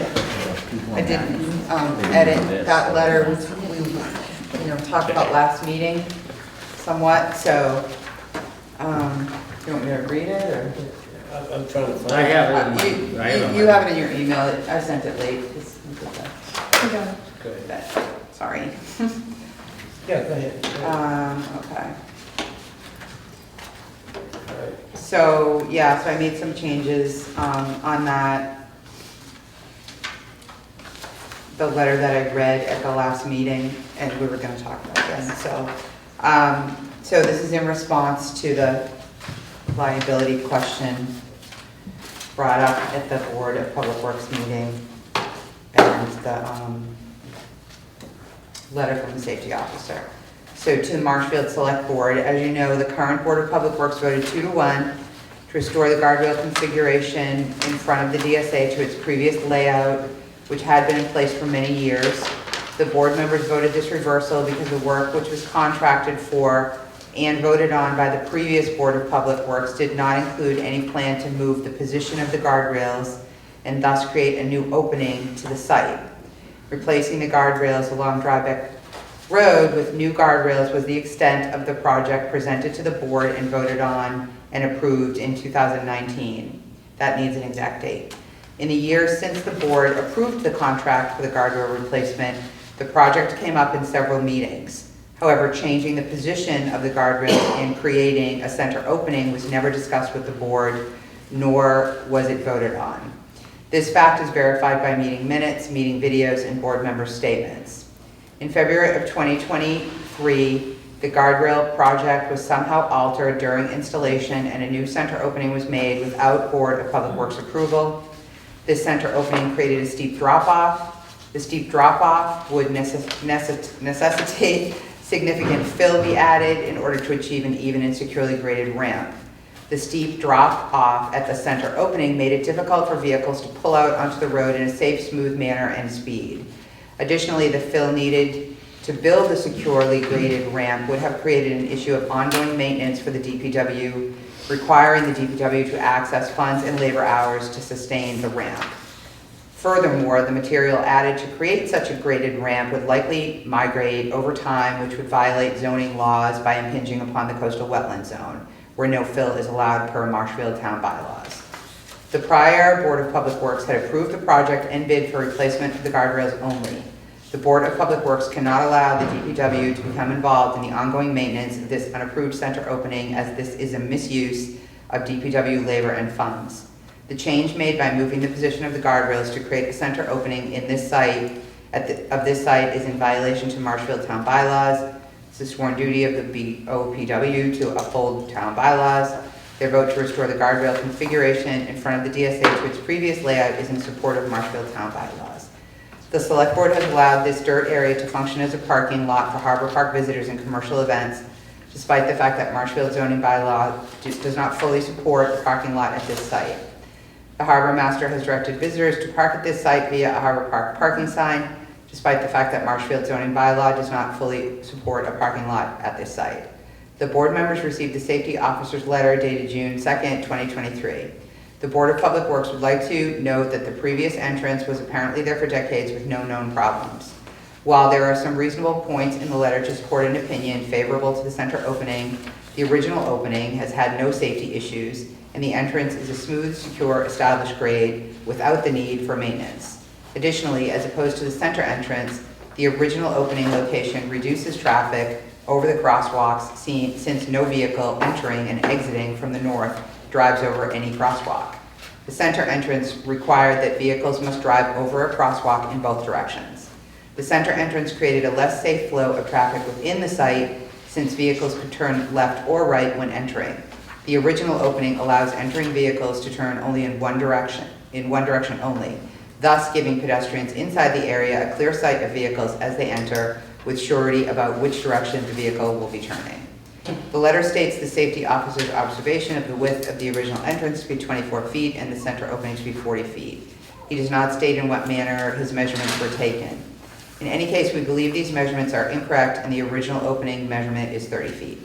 The letter also states that the safety officer's, quote, observations should be taken into consideration when designing the safety of the lot.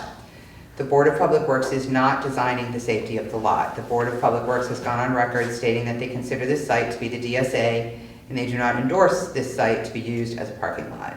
Therefore, it is the position of the Board of Public Works that any possible liability at this site is the exclusive responsibility of the Town of Marshfield Select Board and Harbor Master, for they are the parties who are directing visitors to park at this DSA site. That's good. You had something else that you wanted? Yeah, I wanted to add to that. When we have the center opening, the pedestrians could use the center opening at times to cross Driveway Way. In other words, you only had the center opening, in comes the vehicle, pedestrian gets out, doesn't want to walk to that crosswalk or that one, would walk right across the street to that new opening. So there's no crosswalk there, so that's pretty dangerous. Center opening has no crosswalk, and it would be dangerous. Returning the vehicle opening to original opening, pedestrians will use the crosswalks located at either end of the dirt lot to safely cross driveway way. Makes sense, That's a good point too. right? Yeah. Any questions? Are you feeling better about this letter? I think it's a better letter. Thanks. I think you did a decent job. Good. I appreciated the input that you gave last meeting. The issue is, we really can't endorse this here as a parking lot. No. Correct. The issue is, and this is what I I didn't vote for it because there was a safety issue. And if we, realistically, if we want to cut the liability down, we just hire a safety, a design engineer, like Environmental Partners, and have them take a look at it to cover us. To have them to come up with a good design. We have the power to do that.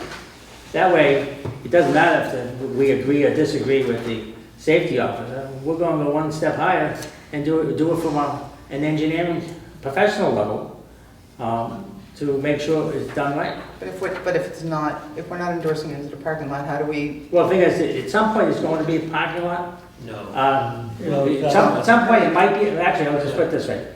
I was never for the harbor master's scheme of putting a parking lot there. I'm not for the call it a parking lot at all, because I don't want it to be, we lose that utility of having it as the disposal area at sometime in the future. But if the selectmen who have the ownership and the control over that land, and they get approval for a dual use of using a parking lot, and then at some point in the future, you can still use it as a disposal area, then they can make that decision. But all I'm saying is, if people use that area, where is the right location? Just because a police officer is deemed the safety officer of the town, which he has some experience with, it's not the same level of having an engineer who, that's all he does.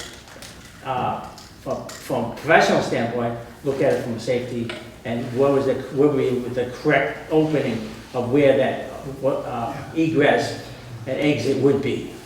That's all I'm saying, is that we have the power to say, Environmental Partners, take a look at that. Because if you get into a legal case, and this is where I'm coming from, if you get into a legal case, the first thing they're going to say is, well, you went against the safety officers, and you disputed the safety officer's ability That's what to this make letter that is thing. for. And what I'm saying is, okay, so let's go to the next level. We have the power to say, hey, let's have an engineering firm take a look at this, and that basically, then there'll be, the two lawyers will say, well, the board was delinquent because they went against the safety officer. Well, no, the board's saying, we're going to hire a safety engineer to look at this area.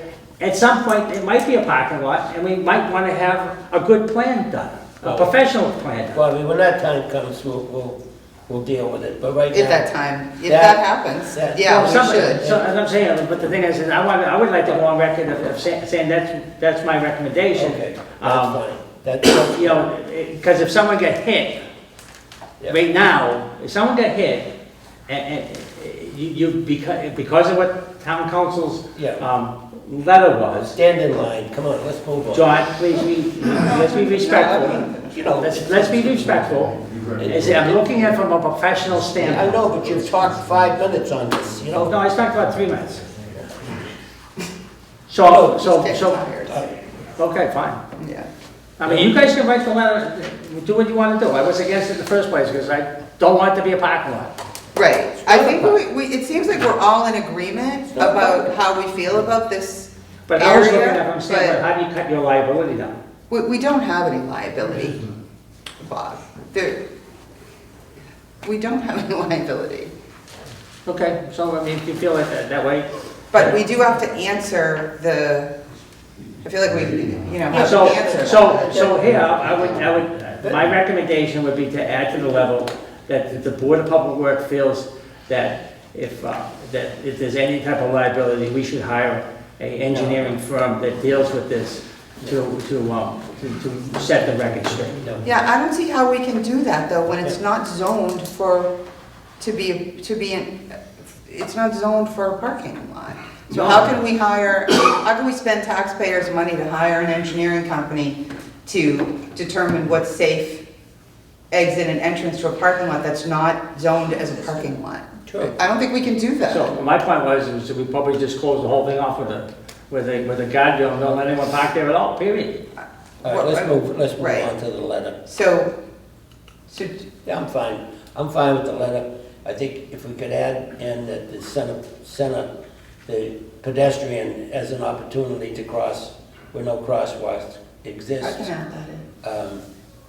And also the old opening that's been there forever, it's been more than 20 years. Yeah, I don't know how many years, but there's never been anything 1985. reported, no problems. There's no accidents that have been No. ever recorded. So I'm comfortable with the old opening. We didn't change anything, we just put it back the way it was. Because it was not voted on. You didn't vote on that. Yeah. Remember, Bob? You said it was never voted on, so. But we wouldn't have voted on it anyhow. So I'll make a motion, we accept your letter with some of the adjustments you want to make. And go for it next meeting, have it Okay, finalized. we'll talk about it again next meeting. Will you read it again? I'll be here. No, I mean, will you read that? I will. Before I will. this? Okay. Thank you. Okay, all right, let's just move on I then. think we We'll have pass a- over that vote till, We have a question. oh, I'm sorry. Joe Pasevich, Wilson Road, and there's a sign there now that says Harbor Park parking area or Right. something like that. How can you possibly have a sign We there? didn't put that up. We The didn't. sign is supposed to be voted on by the selectmen. That's It's not a legal sign. That's Mike DeMayo. We don't really know who did the sign, but we didn't. Thank you. I think we should address that. I did. Oh, Oh, I didn't say take it down. because I think we should take it down. No, I mean, no, it's no, not our no, sign. no, How can don't we? touch it, no. But I did address it in the letter. So just read it again when you're I will. back. I will. On your Diane, vote. Diane, did you say take it down or just? No, I don't think we can say that because it's not ours. Oh, It's okay, belongs to us. fine. Go I ahead. agree. Scott Dixon, Ocean Street. Just as a point of reference, that sign is not new. No, we know it's not new. It's been there. Yeah. The sign has been there. Right. We're just saying that the DPW didn't put that sign in. Okay, I thought I heard somebody say that the sign was recently installed. Well, it had been moved, but it It was had been generally moved. directing traffic in that area, right? There was a sign there pointing, park here. So there's a Harbor Park parking lot sign there. Right, that has been there for some time. Right, but that wasn't the DPW. We didn't do that sign, is what we're saying. South Right. Shore Signs created that. Yeah, so we really don't know where that sign, who put that up, but it and wasn't Harbor Master this department. had something to do with it. Okay. I think it was McDougal. Do you know, Mr. Kent, where that sign? Excuse me? Do you know? No, I do not. You don't have any information on when that sign was installed or No anything idea. like that? We know it's the Harbor Master, come on, will you? Yeah, I don't know, I don't think there's any record. I actually had asked quite a long time ago at the building department, and they had no record of that sign. Well, who A do you permit think- for that who sign do you either, think- so who do you I- think did it, Diane? I don't know, I'm just saying that It nobody looks to seems me to to be know. a set similar to the rest of the signage that was built along Drybeck Way. Sorry, say that again? It looks to me to be the same set of signage that was built along Dryback Way. So at the end of Dryback Way, where it intersects with the Dyke Road, there's a sign that points harbor this way.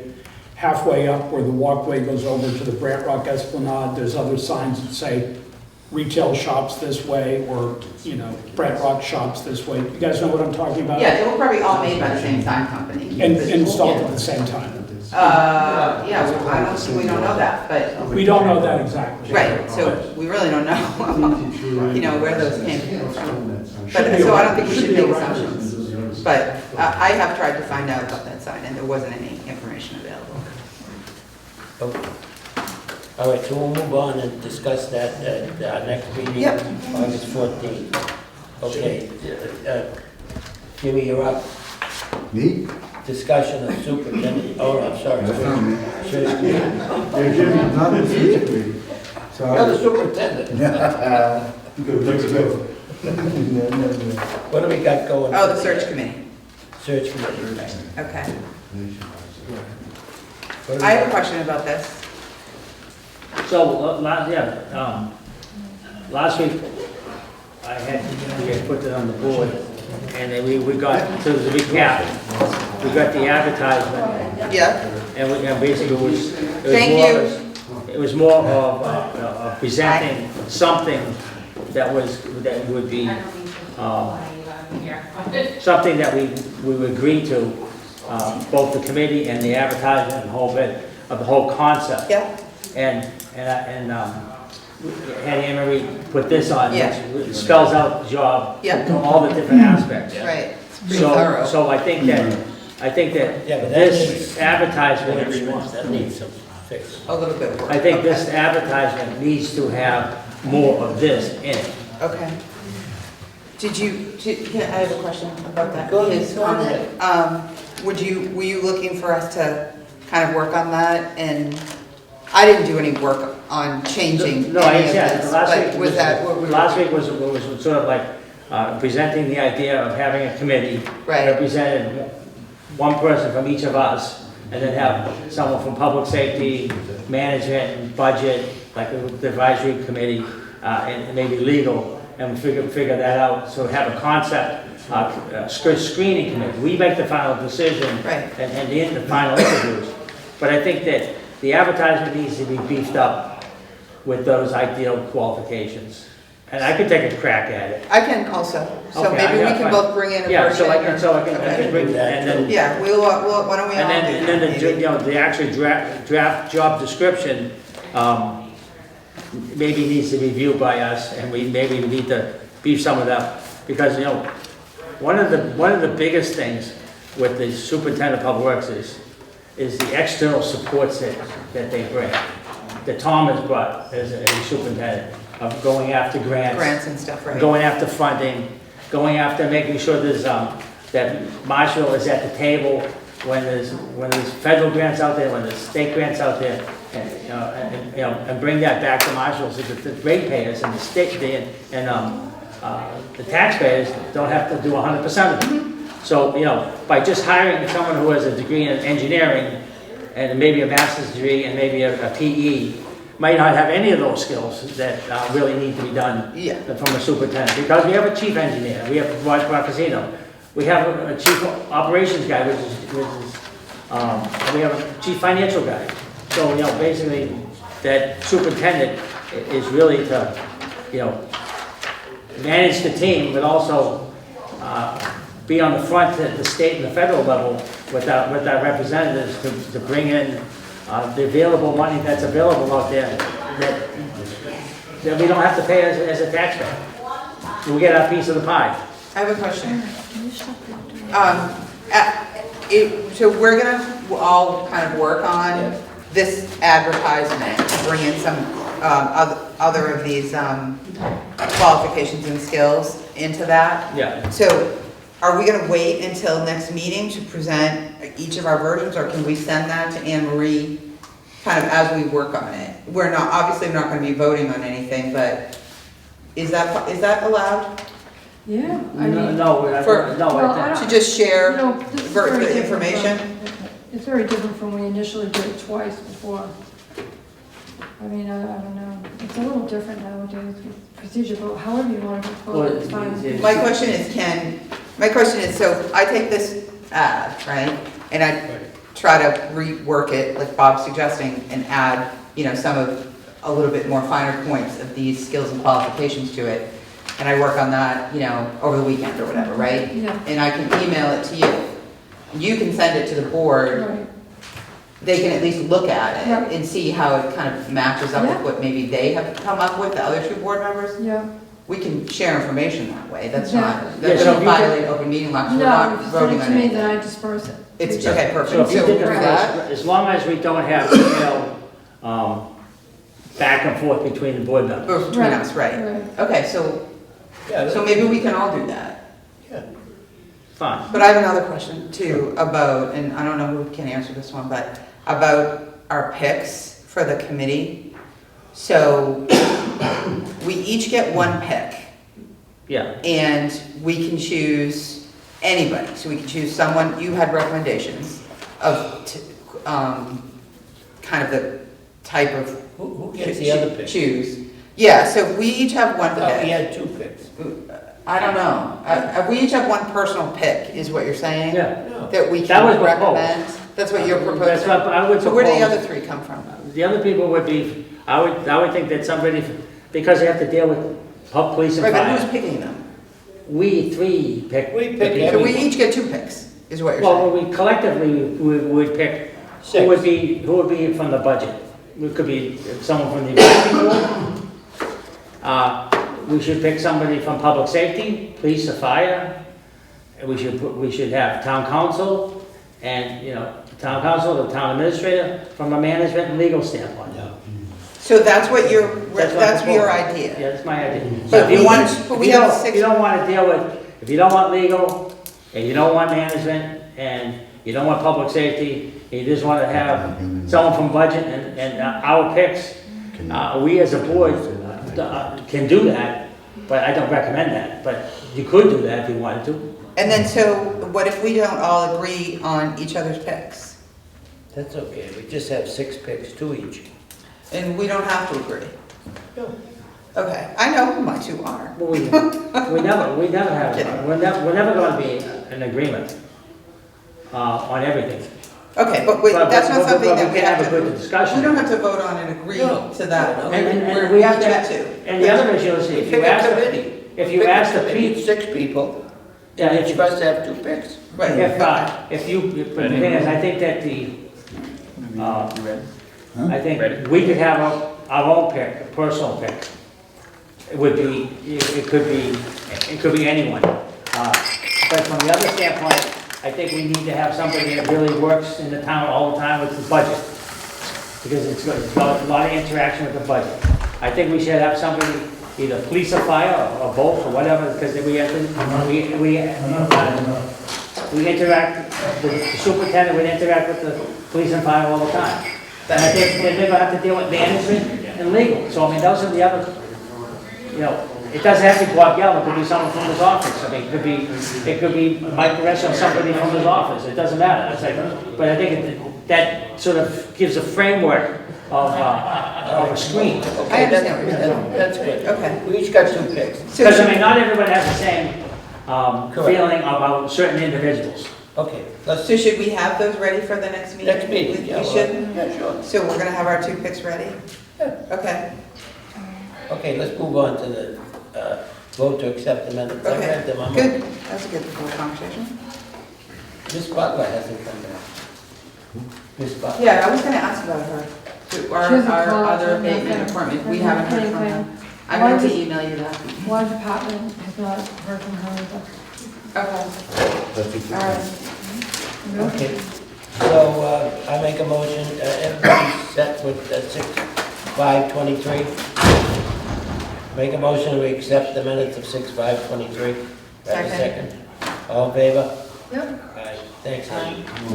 Anyone that I read the minutes of 6/26/23.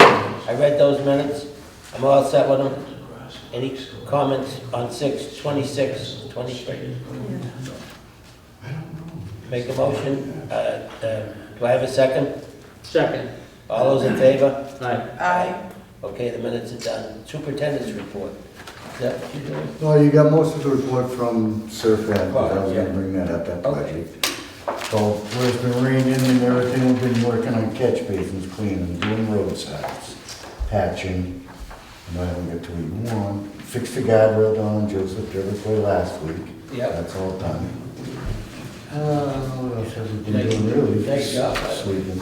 They did a good job, I yes. do have a question about that. Go ahead. What is the measurement? Is it 30 feet? Yep. 30 feet. It's 30 feet, It okay. might be 31. It might be It 31. might be because of the radius. Right, okay, thank you for that. But it was, I told him I wanted 30 feet over. Okay, so that can be verified in my letter that it's 30 feet, Yeah, plus, maybe. Maybe. This is- Minus 30 feet plus. How about we go 29 and a half? Wait, no, I don't want to go that direction. We did that little, what they do that, lesser form. We got a question from the audience. Okay, good. Mr. Is he finished talking? No, Oh, well, I'll wait till he finishes. I'll wait till he finishes. Yeah, no, we got the basins, we got cleaning the basins, we're repairing basins. We had one big repair we had to do on Snow Road over the weekend, because one of the manholes collapsed on the side, so we had to fix that early in the morning. That's all done. okay. But with the rain and everything, we're basically Screwed just everything cleaning up, up catch yeah. basins. And sweeping, trying to get a lot of the dirt and stuff off that, the rain is washed out. Other than that, been mostly cleaning stuff. Understand. A lot of cleaning when it rains. Yes. A lot of dirt. Thank you. We have a question from the audience. Written 257 Foster Ave.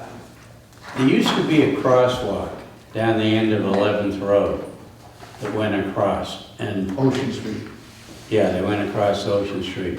And then when they repainted one year, I don't know, it was quite a few years ago, 4 or 5, they never put that one up. Maybe it was even longer. So I thought all the crosswalks were set up to go across to streets that led to stairs to the beach. Now, I don't know if that's true or not, but this crosswalk was there for years, and they did away with it. So I was just wondering why. I moved in. The only reason I can think is if 11th Road doesn't have another street across from it, they would not put a crosswalk there. I don't know, is there a street across from 11th Road? Yeah, Billings. That it ties right in with 11th Road? It's kind of between Billings and Wilson. 11th is kind of a Between, little so there's offset. no place for people to cross safely into another street. Well, not. There's a street almost parallel with it, right across the street. Yeah, because they usually like to try to go straight across with the Yeah, so you have crosswalk. to They go don't up a want to go little on bit an on the angle. sidewalk. That might have been from the safety officer years ago saying, do not put one back there. But why would you take that away if it would, in those days, there was a lot of young children down there, Yes. and they did away with it. That I really can't answer you, but I will look into it and ask why that is not there. See if you can, I will. maybe get it repainted. Yeah. I'll help you do it. No, thanks. Okay, everybody all set? No, Thank you. I have a question. Go ahead, your question for Bob. John, you're not gonna like this, but I read the emails that you had with town council and others, and when you write those emails to town council and others, I'm not sure if you're represented as chair of the Board of Public Works, or you're doing it as John Kuzak, writing to them directly. I mean, if you're representing the Board of Public Works, you should so state that, and you should be a little bit more respectful of what other people's positions are. I'm always respectful. Well, it And didn't this is seem not that. part of the meeting anyhow, so I make a motion, we adjourn. So in doing so, I did find 2 documents which are on the state website. One is a guide for members of boards. Oh, is that what this is? That's what this is. Okay. And it would be good to Well, read that. I spent $800 And, and got that very, Can we not? I got that. I spent $800, I had 24 hours with the Inspector General. oh, good. And there's another one that covers from the Mass Municipal Association of a website of code of conduct for municipal boards and committees. I thought that, we as a board need to work together with others in this town, and that we should be respectful of what their positions are, even though we don't disagree. We're always with them. respectful. Okay. It didn't sound like it, John. Well, that's. Maybe that's from maybe you. it's me, John, but the bottom line is, That's from you. I read your emails, Yeah. it sounds like you're blasting somebody and it's uncalled for. Yeah. And it doesn't sound like you're talking from the Board of Public Works. You know what you said about me? You said I was a mental case. All right, so can we stop? We're Time gonna- to go. let's I just- wanted to adjourn, but I no know. second. We'll- Second. Okay, Okay. we're adjourned. Adjourn. Yeah.